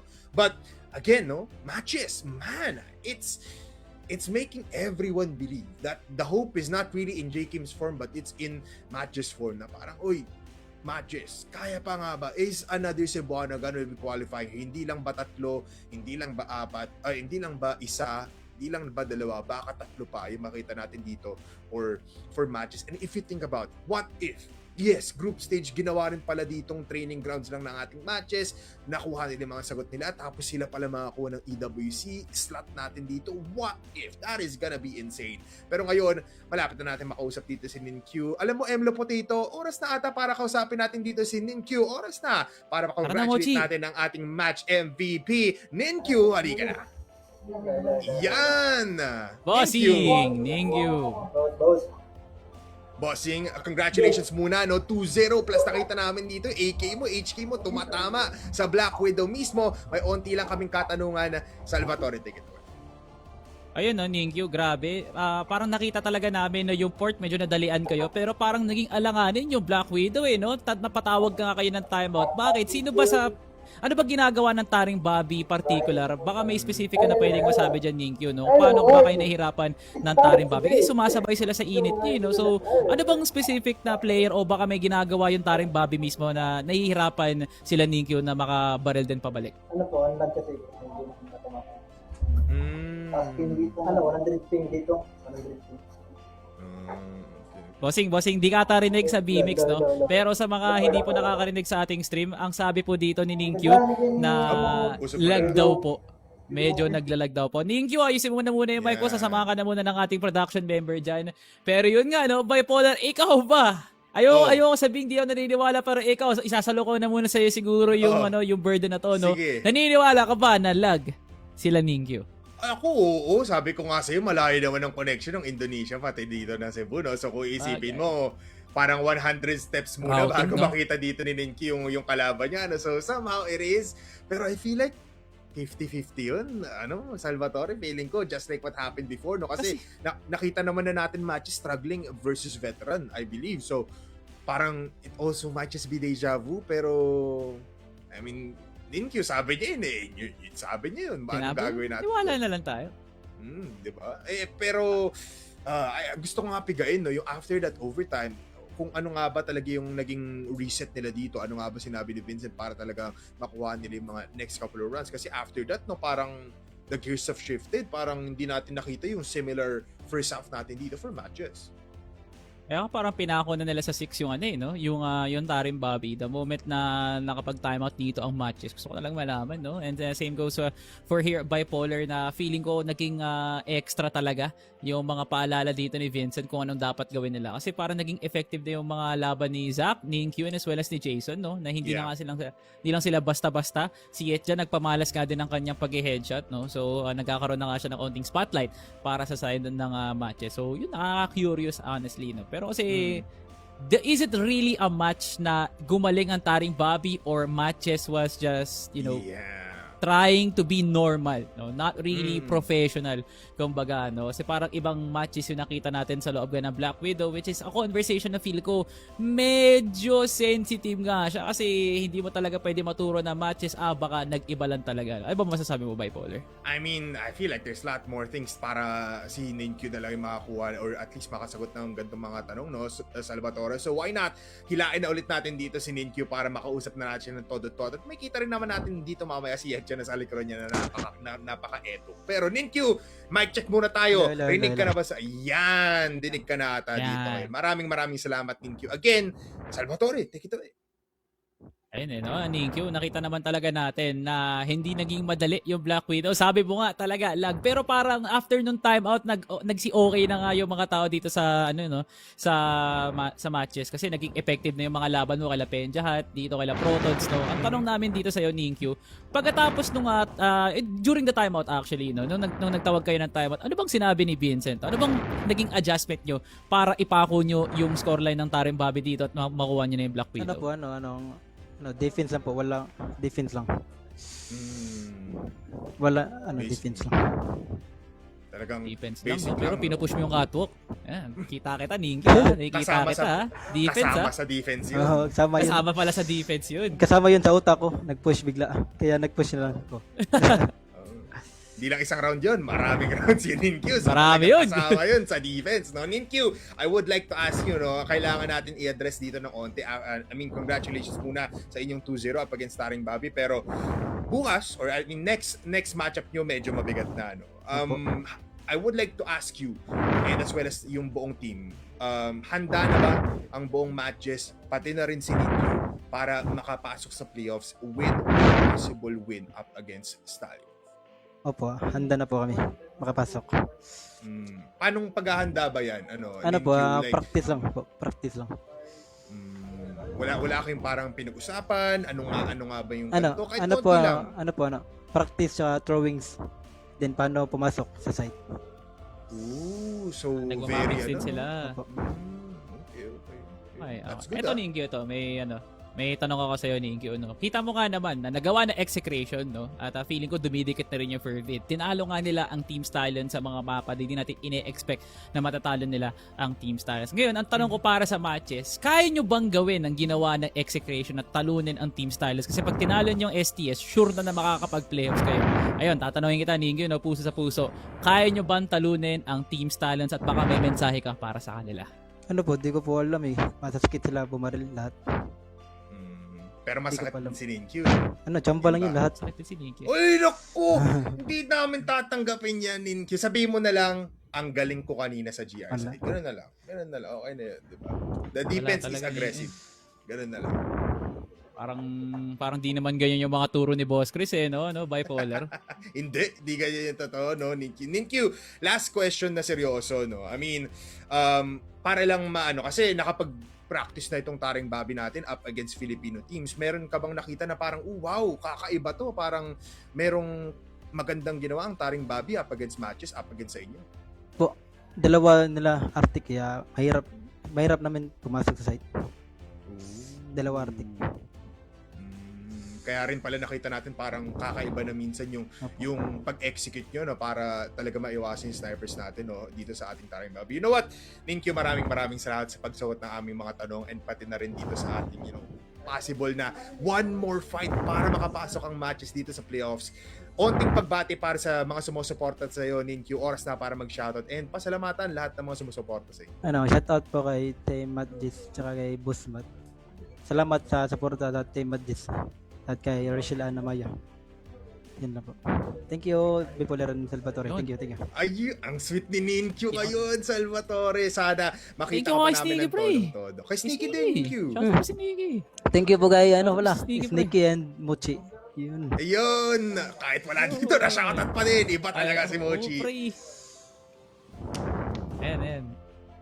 Ayun mo lang. Shoutout kay L. Shoutout kay El, pati kay Ramon. Kay Boss L. Yeah. Tsaka kay Ramon. Lahat yun. Yun. Okay. Yan, Thank you. lahat na. Damay na daw lahat. Maraming salamat, brother. Congratulations and good luck sa susunod nyong laban. Maraming salamat. Thank you po. Congrats, thank you. Solid. Salvatore, Yeah, what else can we say? It feels like nawalan na lalo dito ng ng pressure ang buong matches. Onti na lang at malapit na sila tumungtong dito sa atin. Grabe no, si Ninkyu parang medyo tumitiklop nga siya pagharap niya na yung mga hari Hindi na siya makapag-concentrate. Pero I feel like there's still some attitude looming in no, pagkalaban niya like let's say Alliance or Virtus Pro. Pero there is a very very good amount of respect para sa Team Stallions na hindi talaga magiging madali yung journey nga nila heading into playoffs. There needs to be a miracle talaga for for the side of matches rather para makapag-qualify nga sila. Kasi 4 and 5 parang alam mong may sabit na may taning na para makapunta pa ng playoffs sila. But nonetheless, we wish matches good luck para sa laban nga nila for Team Stallions. You know what, Salvatore? Oras na para mag-move on tayo dito sa ating first matchup. Oras na para makita natin dito mamaya ang ating veteran and atras. Tatagos nga ba dito ang players natin, the two-time hopefuls for veteran, or will atras actually have that silver lining up against this matchup? Magbabalik po ang CrossFIRE Philippines Summer Masters 2026 after this.